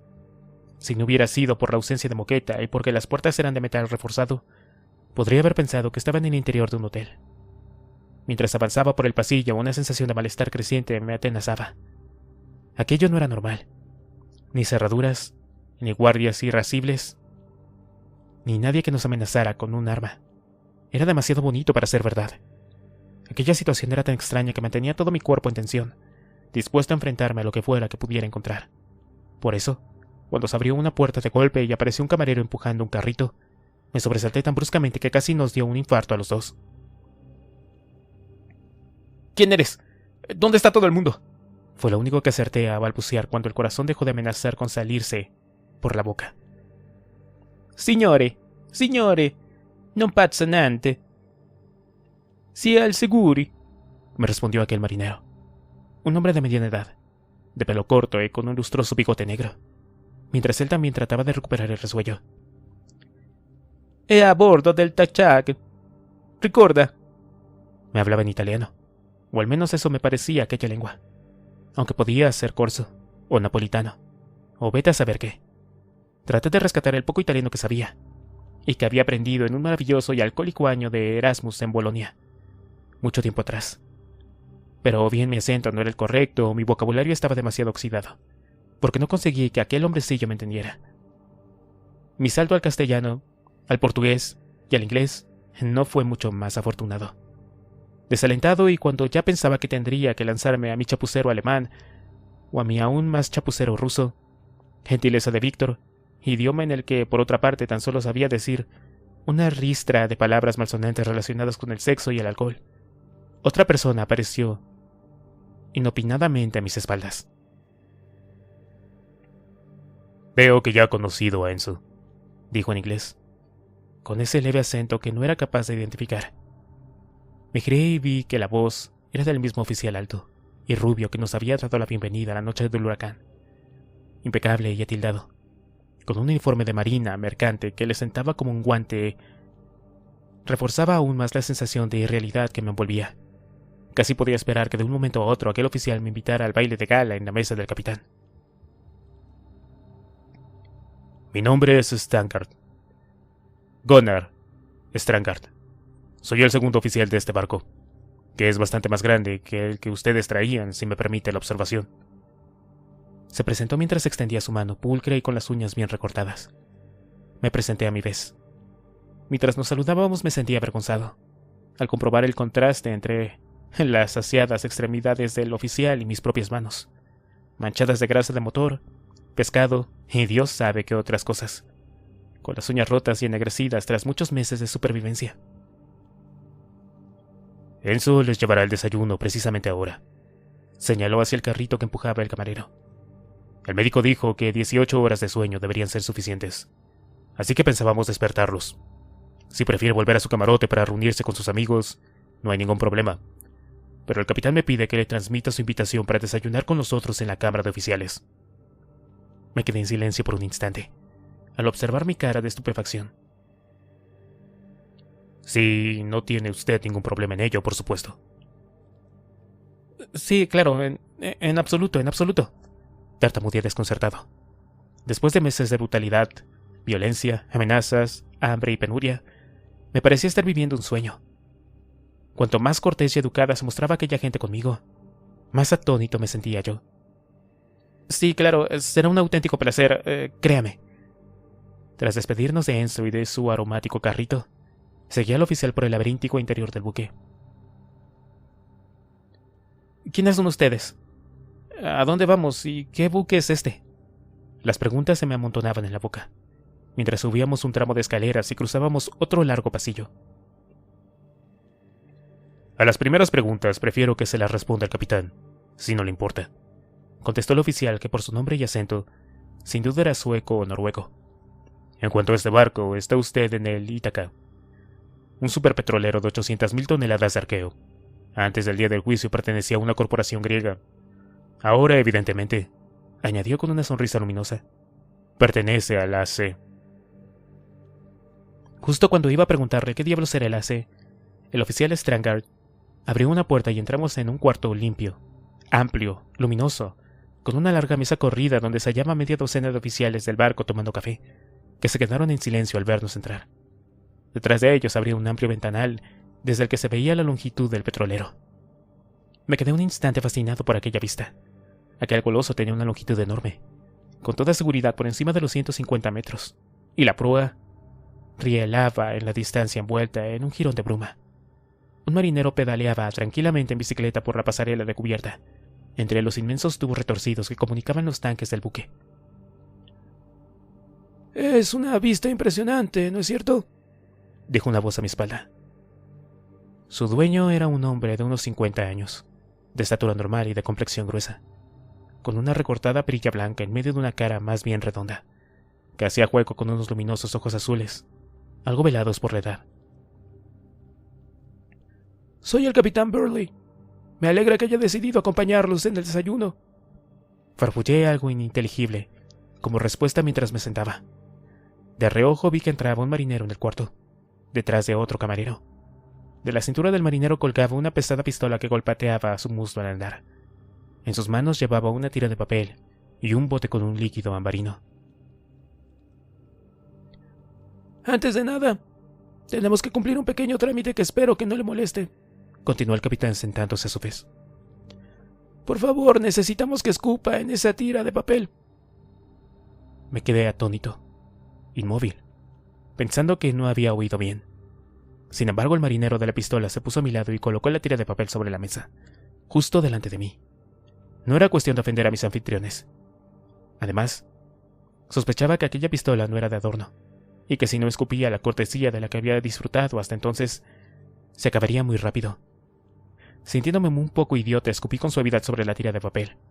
El marinero se inclinó sobre el gargajo y vertió unas cuantas gotas del frasco ambarino que llevaba en la mano. No sucedió nada, al menos que yo apreciara. Sin embargo, debí de hacerlo bien, ya que el marinero asintió con gesto satisfecho, y aprecié cómo todos los comensales, sentados en esa mesa, se relajaban de manera perceptible. «Bien. Está usted limpio, señor náufrago misterioso», asintió el capitán. «Ahora me encantaría que me contara su historia, por favor». ¿Le gustaría café o té? Discretamente me pellizqué. Tenía que estar soñando, joder. Entre taza y taza de café puse al corriente de mis vivencias al capitán, mientras el resto de los oficiales mantenían una animada conversación en la mesa contigua.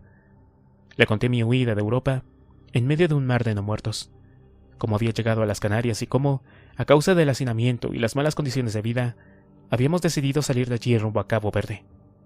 Era una versión endulcorada y parcial de la realidad, claro, pero supuse que aquel hombre no necesitaba saber todos los detalles de las experiencias que habíamos vivido. Ser desconfiado era una buena política hasta que supiera un poco más de mis interlocutores.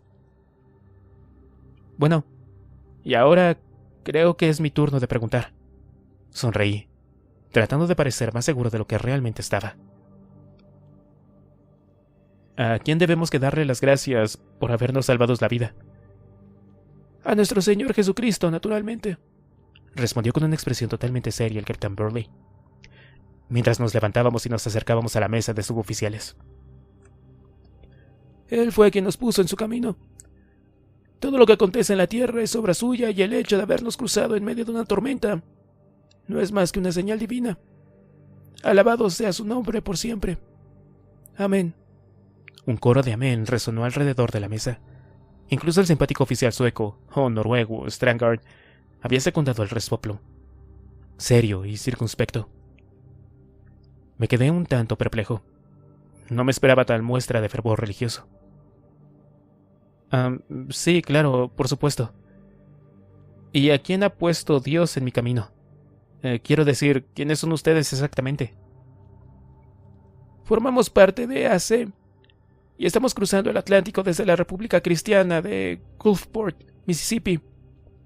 Estamos en una misión divina, ¿sabe? ¿AC? ¿República qué? ¿Misión divina? Decir que estaba alucinando sería quedarse muy corto. No quiero parecer grosero, capitán, ni mucho menos, pero la verdad es que no entiendo nada. AC son las siglas del Army of Christ, naturalmente. Es como lo llamamos familiarmente. Ya sabe, me respondió un oficial pelirrojo sentado a un extremo de la mesa. Army of Christ, el ejército de Cristo. Carajo, ¿dónde diablos habíamos ido a parar? Cuando tuvieron lugar las señales y nuestro Señor decidió castigar a la iniquidad de la raza humana, el oficial pelirrojo se había embalado a hablar.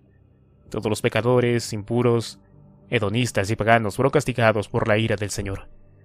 Tan solo aquellos que éramos puros a los ojos del Altísimo nos libramos del mal de la plaga. Durante un tiempo vagamos solos y perdidos por el mundo, en medio de las consecuencias del castigo divino y de los frutos del mal. Pero pronto sentimos la llamada. La mirada del marino tenía un brillo peculiar en los ojos. Ese tipo se creía hasta la médula ósea todas y cada una de las palabras que decía. La llamada. Así es, la llamada del reverendo Green, por supuesto, intervino otro de los oficiales, un tipo joven con acné en la cara y pinta de llegar por los pelos a los 18 años. Él fue quien nos reunió a todos en Gulfport, el que creó el refugio. Allí seremos testigos sin duda del segundo avenimiento del Cristo. Todos los elegidos del Señor, naturalmente. Un nuevo coro de amén y aleluya resonó alrededor de la mesa. Yo no sabía si aquellos tipos me estaban tomando el pelo, si eran unos zumbados religiosos o si realmente aquella república cristiana de Gulfport era algo real. Decidí que sería mejor actuar con discreción. No me gustaría haberme salvado de morir ahogado solo para acabar chamuscado en un auto de fe por haber hecho un chiste de Jesús. Eso no merecía la pena. ¿Y ese reverendo Green está aquí ahora? Pregunté como el descuido. Oh, no, por supuesto que no, me contestó jovialmente Strangard. Él está en Gulfport, encargándose de que todo en la ciudad vaya bien. Es un hombre muy ocupado. No solo tiene que encargarse de la salvación de nuestras almas, sino que también dirige el destino de una pequeña ciudad de 10.000 habitantes. Y eso sin contar a los ilotas ni a los intocables, naturalmente. Asentí como si entendiera todo aquel galimatías religioso. Supuse que cuando hablaba de los ilotas e intocables se refería a los no muertos y a todos aquellos supervivientes que, como yo, vagábamos por el mundo, fuera de su refugio de Gulfport. No pude evitar preguntar. Entonces, ¿yo soy un hilota? No, por supuesto que no. Intervino de nuevo el capitán, para mi absoluta confusión. Eso es algo que sabemos perfectamente. Por cierto, ¿qué profesión hacía usted? Bueno, ¿en qué se desempeñaba religiosamente? Usted y sus amigos, querido señor. El cambio brusco de conversación me dejó perplejo. Me quedé en silencio durante unos segundos, mientras pensaba a toda velocidad. Qué útil hubiera sido la presencia de Sor Cecilia en aquellas circunstancias. Vamos a ver, bueno, Lucía y yo somos cristianos. Católicos, quiero decir. Víctor es ucraniano, así que es ortodoxo, si no me equivoco. La verdad es que nunca habíamos hablado de religión con Lucía, y dudaba mucho de que Víctor Princhenko creyera en algo más que en el propio Víctor Princhenko.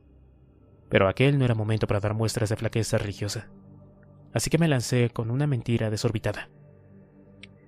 Sin embargo, procuramos oficiar ritos conjuntos y rezamos los tres unidos varias veces al día. Nosotros también le damos gracias a Dios por habernos salvado de la condenación, ¿sabe? Eso es bueno. Muy bueno. El capitán Burley me palmeó abiertamente la espalda, mientras el ambiente alrededor de la mesa se volvía mucho más relajado. Estoy seguro de que el reverendo Green se alegrará sobremanera de verles en Gulfport cuando lleguemos. Son como el hijo pródigo, tanto tiempo perdidos en medio de la oscuridad, lejos de la luz y en medio de la suciedad e impudicia de los no muertos. Pero finalmente el Señor les ha puesto en el camino de la salvación. Hoy es un día de regocijo, hermano. Una nueva explosión de aleluya sacudió la mesa, mientras muchos de aquellos oficiales se levantaban para abrazarme o darme la mano. Yo correspondía con una sonrisa, mientras en mi interior me preguntaba a dónde diablos me estaba metiendo. Entonces, pregunté, navegamos hacia Gulfport. No, todavía no, dijo Birney mientras me servía una taza nueva de café. Ya le dije que estamos cumpliendo una misión divina. El propio Señor se la reveló al reverendo y le indicó nuestro destino. ¿Y entonces cuál es ese destino?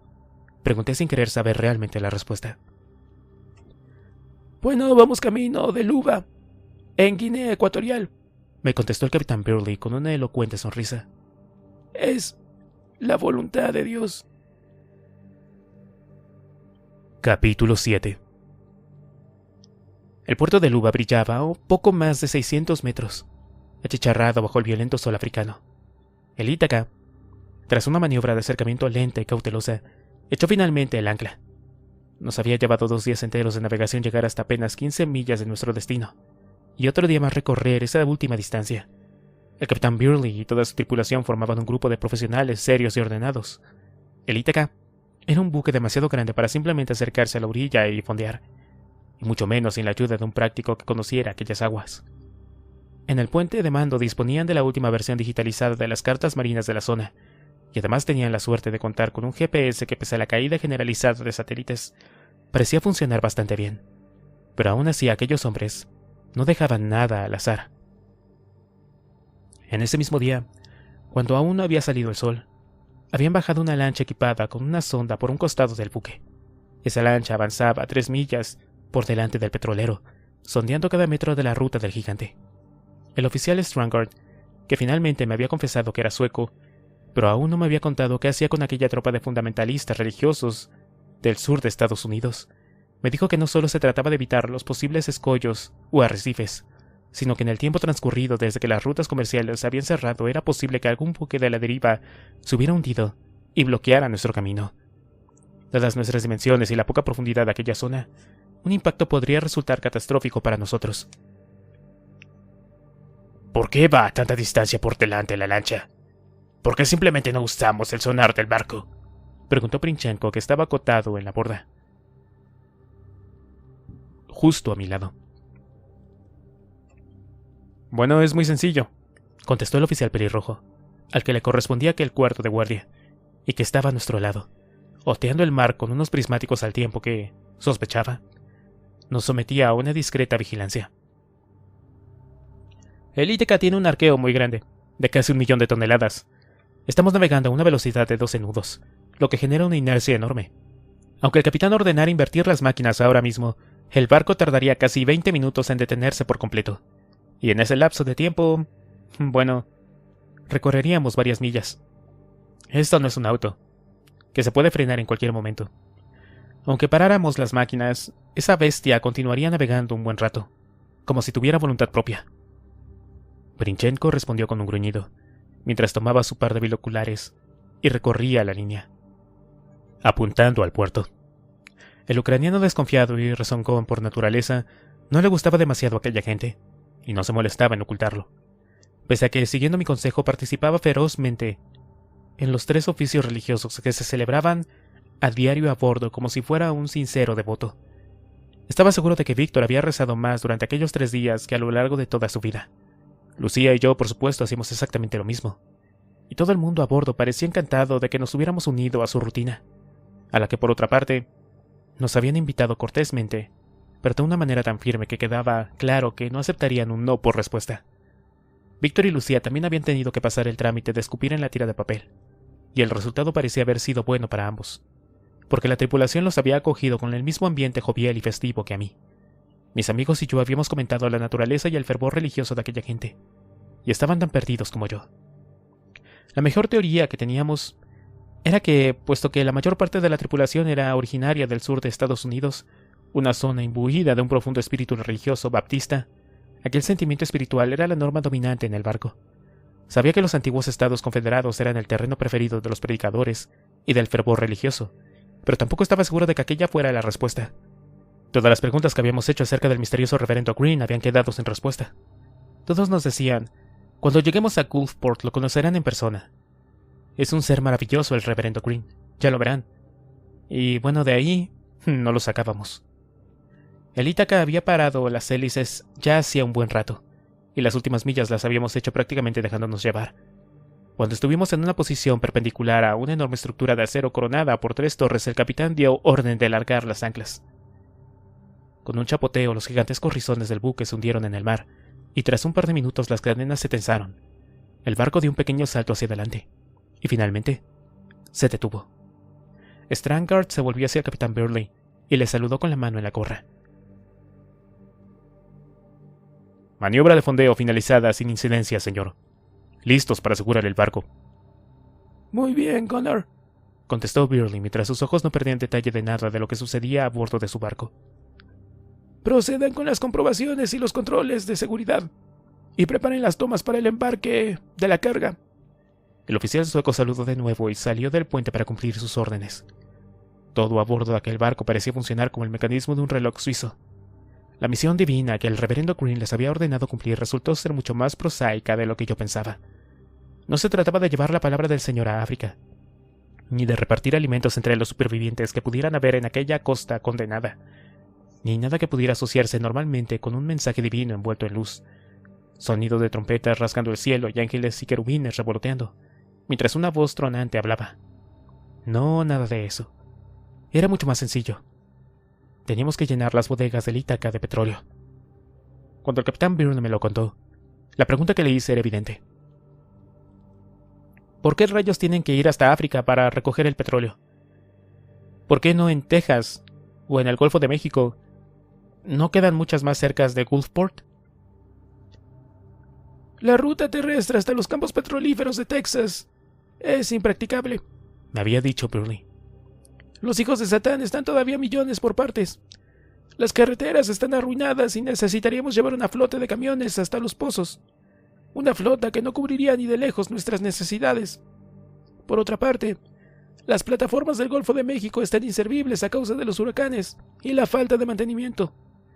Así que la fuente de petróleo más cercana y fiable es esta.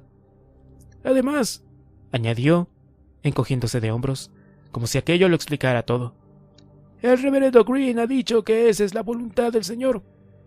Y si el reverendo lo dice, es que sin duda tiene que ser así. Víctor y yo habíamos cruzado una significativa mirada al oír aquello, pero no dijimos nada, aunque tuve que darle un enérgico y discreto pisotón al ucraniano, que ya tenía una respuesta ingeniosa asomándole por la boca. De momento era mejor dejarlo correr. Así que allí estábamos, en Luba. Era una pequeña ciudad de unos 7,000 habitantes, situada en la isla de Bioko, isla que en la época de la colonia española se llamaba Fernando Po, Aquella isla habría sido otro rincón olvidado de África si no hubiera sido por unas proyecciones encargadas por el dictador Obiang en los años 80, que confirmaron que Bioko flotaba sobre un auténtico mar de petróleo. Ansiosos por poner sus manos sobre todos los millones que yacían enterrados debajo de ellos, los guineanos comenzaron con éxito la explotación casi de inmediato, pero las estructuras portuarias de Malabo, la capital del país, pronto demostraron ser insuficientes. Por ello, las multinacionales occidentales que explotaban los yacimientos decidieron crear un puerto de aguas profundas en la pequeña y cercana San Carlos de Luba. No se podía negar que la elección del destino era muy acertada, lo cual me llevó a pensar de nuevo en el misterioso Reverendo Green. Estábamos anclados frente a una coqueta ciudad tropical, con unas instalaciones portuarias en bastante buen estado, al menos hasta donde alcanzábamos a ver, y además el buque podía llegar hasta aquí, muy cerca de las instalaciones petrolíferas. Por otro lado, el hecho de que la ciudad tan solo tuviera 7.000 habitantes antes del apocalipsis también jugaba a nuestro favor. Eso implicaba que seguramente el número de no muertos con los que habría que lidiar sería mucho menor que en cualquier otro gran puerto con instalaciones petrolíferas. 7.000. De todas formas, aún eran muchos. Demasiados. La lancha con el sonar había vuelto al costado del buque, pero no se había colocado debajo de la cabria para que la subiera de nuevo. En vez de eso, se había colocado en paralelo junto a la proa del Ítaca, prácticamente en la otra punta del barco, a más de 100 metros de distancia. «Mira esto», murmuró Prit discretamente, mientras me daba un codazo suave. El ucraniano señalaba hacia una zona de cubierta situada a unos 150 metros de la proa. En aquel punto, la maraña de tuberías y válvulas quedaba abruptamente cortada por algo que no era capaz de distinguir a simple vista. Enfoqué mis binoculares hacia aquella estructura. Era una especie de alambrada metálica de unos cuantos metros, tal vez 4 de altura, coronada por un rollo de alambre de espino. La alambrada corría de un costado del buque al otro, y no parecía tener ningún tipo de puerta o pasadizo que comunicara un sector del barco con el otro. ¿Para qué crees que sea eso?, pregunté. «¿Qué es lo que estás pensando?», replicó Princhenko. No tengo ni idea. Puede que sea una línea de defensa en caso de que los no muertos suban a bordo, o tal vez es para evitar un asalto pirata en alta mar, me aventuré a decir. Esta gente ha recorrido miles de kilómetros hasta llegar aquí. ¿Quién sabe cómo está la situación por otras partes del mundo? «Pues yo me huelo que tienen algo que ver con aquellos tipos». El ucraniano volvió a señalar hacia la proa. De una escotilla situada al otro lado de la alambrada estaban surgiendo una serie de figuras uniformadas. A través de los prismáticos vimos cómo iban saliendo ordenadamente del interior del buque unas 3 docenas de personas. Todas ellas llevaban uniforme de combate del ejército de Estados Unidos, y por lo que podíamos ver, iban fuertemente armados. Un tipo negro, alto y musculoso, con la cabeza totalmente rapada y con uno de sus brazos cubiertos por un enorme tatuaje, parecía llevar la voz cantante. Rápidamente organizó a aquellos hombres en pequeños pelotones de 5 personas. A medida que los grupos estaban listos, se descolgaban por una red de abordaje, muy parecida a la que habíamos usado nosotros para subir al barco hasta la cubierta de la Zodiac, que se balanceaba rítmicamente contra el costado del petrolero. Otras 3 lanchas habían aparecido, seguramente descolgadas desde el otro costado, y esperaban su turno para recoger a sus ocupantes. Cuando todas estuvieron llenas hasta los topes, el capitán Burley dio una orden por radio y comenzaron a acercarse al muelle, cubierto de no muertos. ¿Te fijaste en eso?, preguntó Prit, sin dejar de observar la escena con sus prismáticos. Claro que sí, respondí. Ese muelle está lleno de no muertos. Lo van a tener muy complicado para abrirse paso, ¿no? No creo que tengan muchos problemas, contestó. Lo que me llama la atención es otra cosa. No hay un solo blanco en todo ese corrupo de asalto. Volví a fijarme con más atención. El ucraniano tenía razón. De aquellos 40 soldados, la mayoría eran negros, indios o con aspecto de ser mexicanos. Incluso había un par de asiáticos esmirriados que contrastaban de manera singular con el coloso negro que dirigía la operación. No veo qué tiene de peculiar, contesté dubitativo. Antes del apocalipsis, el ejército americano estaba compuesto por latinos y negros en su mayor parte. Ya. Y por un montón de blancos. Rednecks. Que no tenían dónde caerse muertos en sus granjas y se alistaban, replicó Víctor. Pero no veo ni uno solo de esos allá abajo. Además, continuó, si todos estos tipos son soldados profesionales, me afeito el bigote ahora mismo. Me callé, sin saber muy bien qué contestarle. El ojo experto de Víctor, un exmilitar, era mucho más afinado que el mío para aquellas cosas, Y además, ahora que lo decía, aquel grupo me transmitía una sensación familiar, de algo que ya había visto antes. Eran como los grupos de defensa de los puntos seguros, compuestos por una muchedumbre abigarrada sin instrucción militar. En España se habían visto obligados a alistar a cualquier persona que fuera capaz de empuñar un arma, y por lo visto en Estados Unidos habían tenido que hacer lo mismo. Pero allí no había blancos. Era bastante curioso. Iba a volverme hacia Strangford para preguntarle por todo aquello, pero las lanchas ya casi habían llegado al puerto y los soldados iban a desembarcar. Me aferré a los prismáticos y decidí no perderme ni un detalle.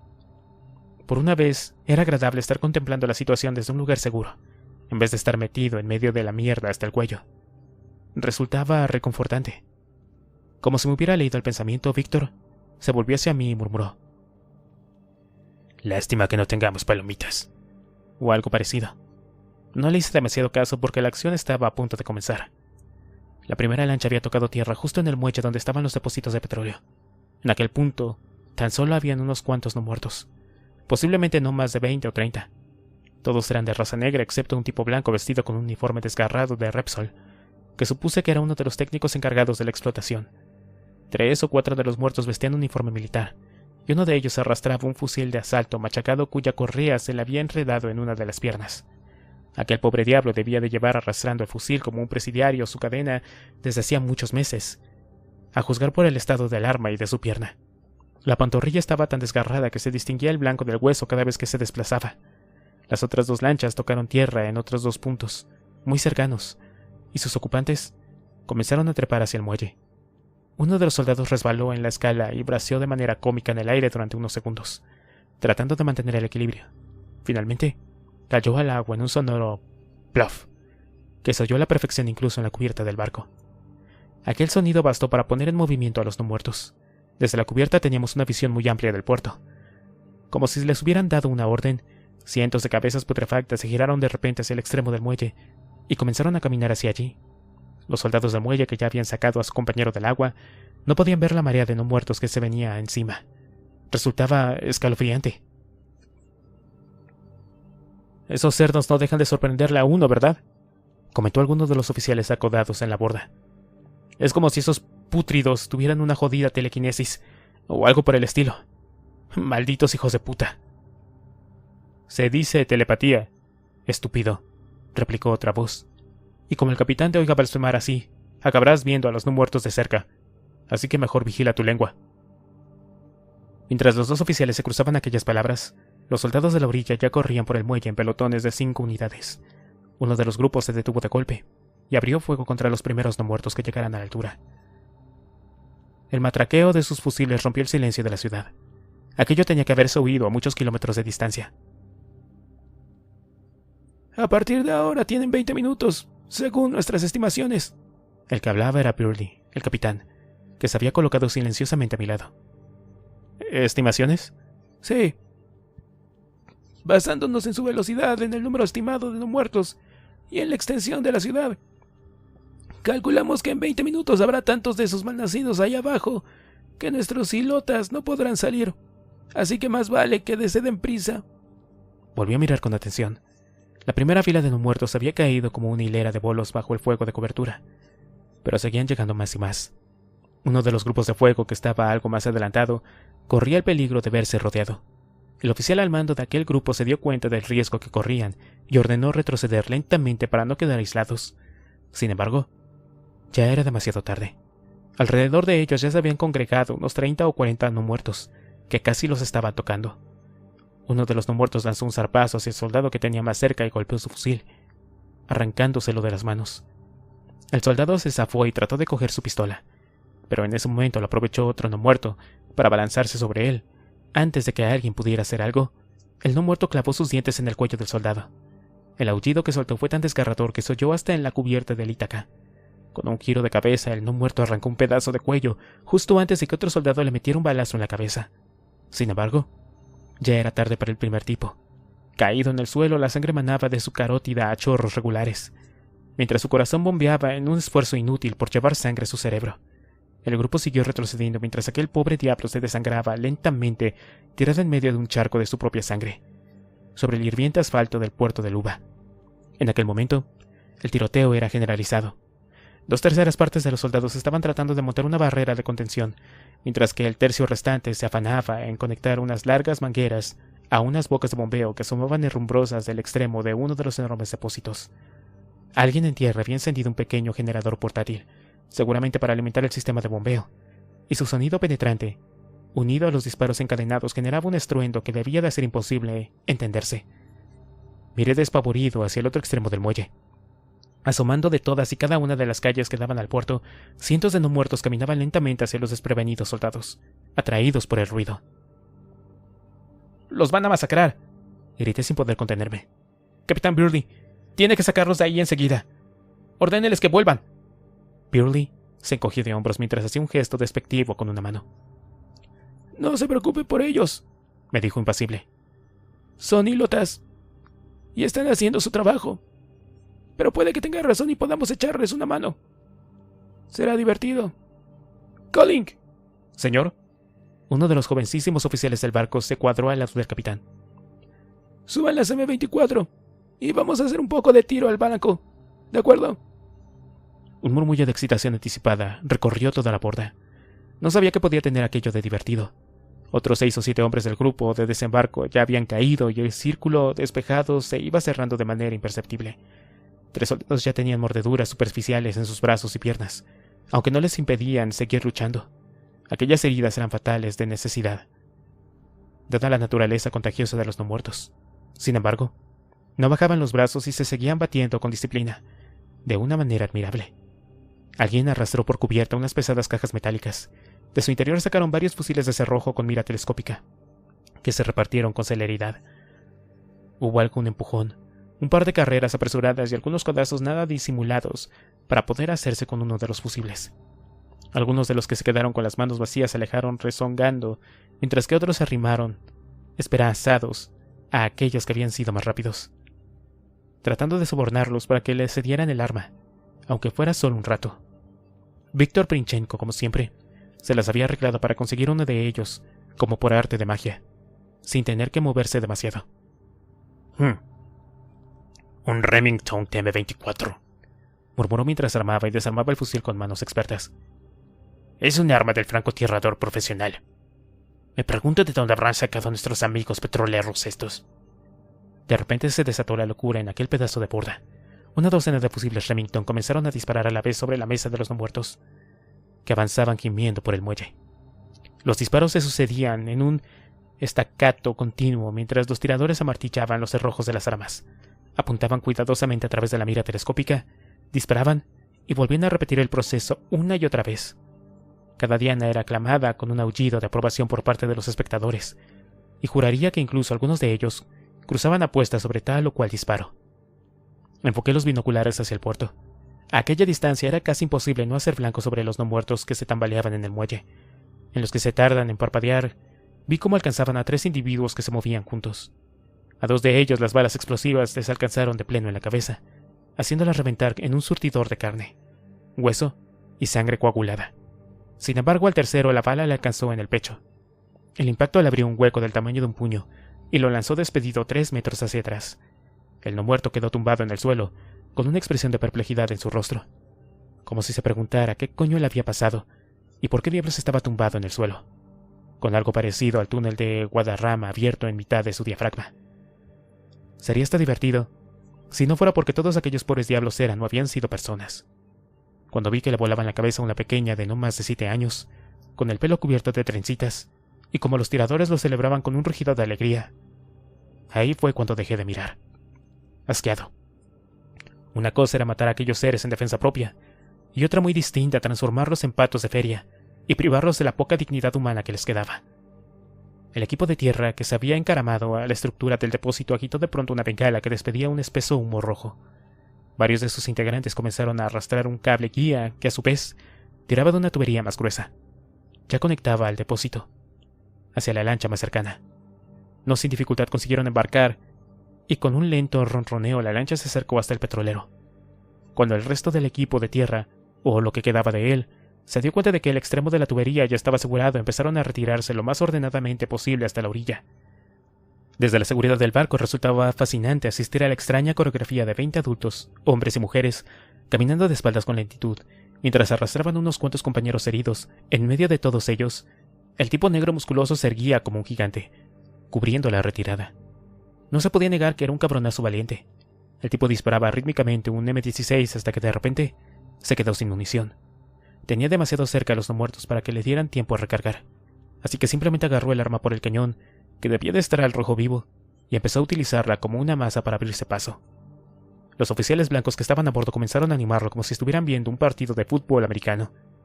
El gigantón se había quedado aislado a unos 30 metros de la orilla. Las lanchas se habían separado unos cuantos metros para evitar que los no muertos se lanzaran sobre ellos. Pero una de las Zodiacs se mantenía todavía a escasa distancia, para que aquel tipo pudiera saltar a bordo. Los soldados apretujados en las lanchas le hacían gestos desesperados para azuzarle, pero el hombre negro estaba demasiado ocupado para atender a nada de aquello. El M16 giraba sobre su cabeza como una masa, con un silbido aterrador. Cada pocas vueltas impactaba en la cabeza de uno muerto, provocando un sonido seco y quebradizo que ponía los pelos de punta. No sé si aquellos golpes eran mortales o no, pero desde luego le servían para abrirse camino, ya que los afectados caían como sacos ante él. En un momento se vio rodeado por 3 no muertos a la vez, mientras que a los 2 más cercanos les abría la cabeza con la culata ensangrentada de su arma. Al tercero se lo quitó de en medio con el expeditivo método de plantarle una patada en el plexo solar que le tuvo que partir al menos un par de costillas.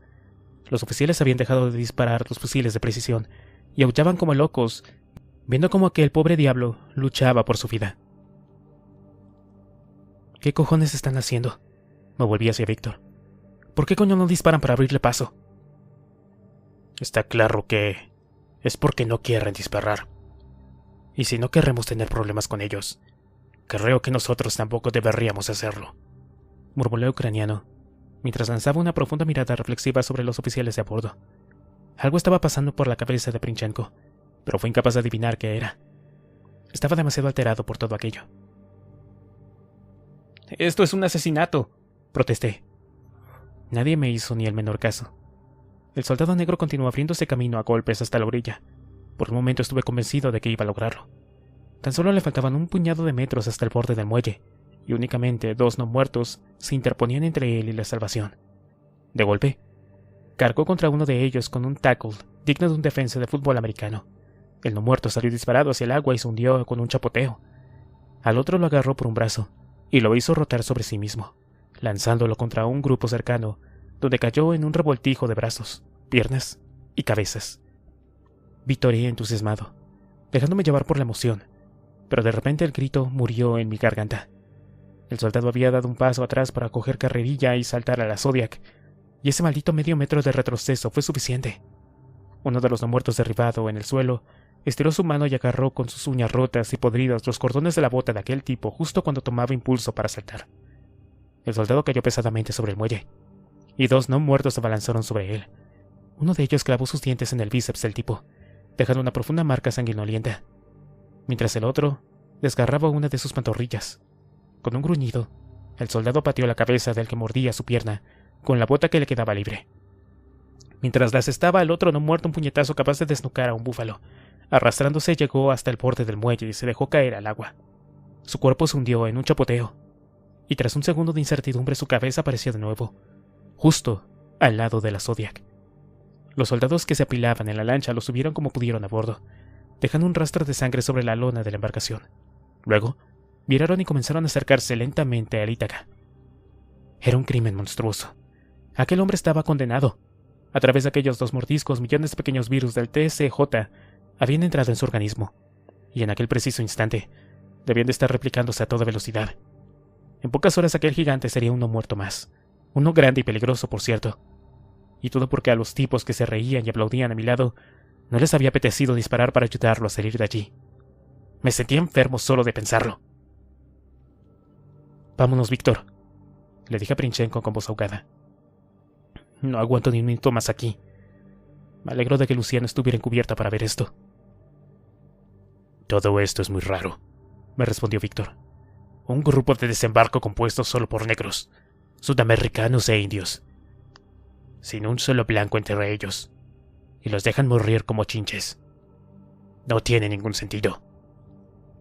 «Nada tiene sentido desde hace mucho tiempo». «Ya, pero esto es muy extraño». insistió tercamente el ucraniano.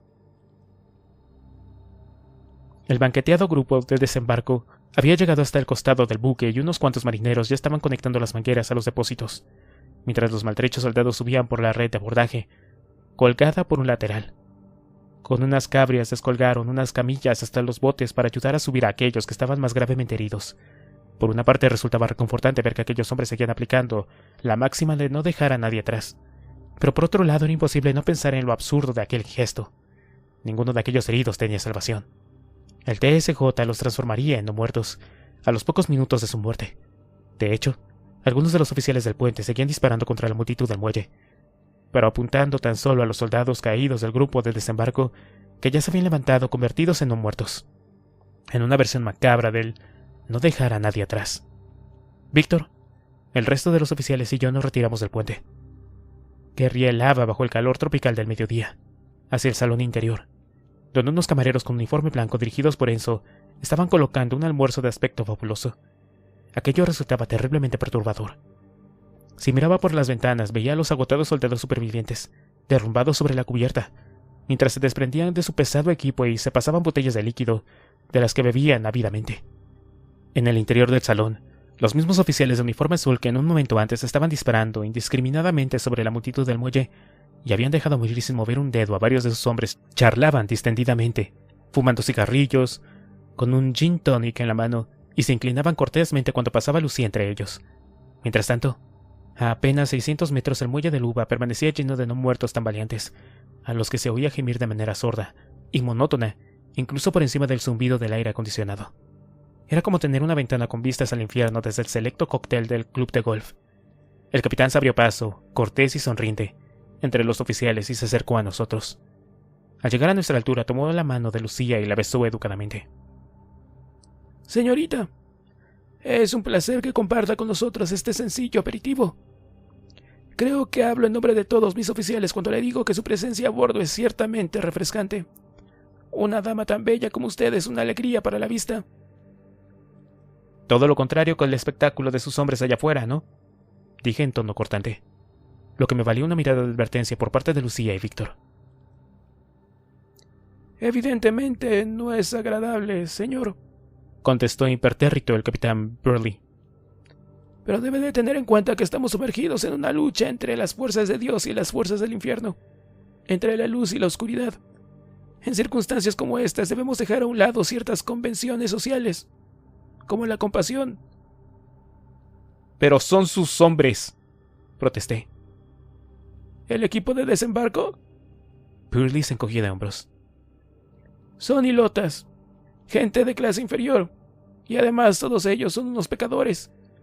Con su esfuerzo y con su vida están expiando sus pecados y ganándose un sitio en la mesa del Señor. Ahora mismo los que han caído están sentados en el banquete infinito que les ofrece nuestro Señor Jesucristo, mucho más grande y mejor que este simple refrigerio. Confía en que eso no lo suponga ningún problema, señor. No se me pasó por alto la elocuente pausa que había dejado Burley al final. Tenía que recoger velas. No, por supuesto que no, capitán Burley. Le estamos enormemente agradecidos por su hospitalidad y entendemos perfectamente su manera de actuar. Sería una pena descubrir que no merecen ustedes este estatus. Créame, contestó Burley dejando en el aire un montón de amenazas implícitas. Ahora, si me permiten, tengo que ordenar que se envíe un mensaje por radio a Gulfport para comunicar el éxito de nuestra operación. Con permiso. El capitán Burley se alejó hacia la sala de radio, parando ocasionalmente a charlar con uno u otro grupo por el camino.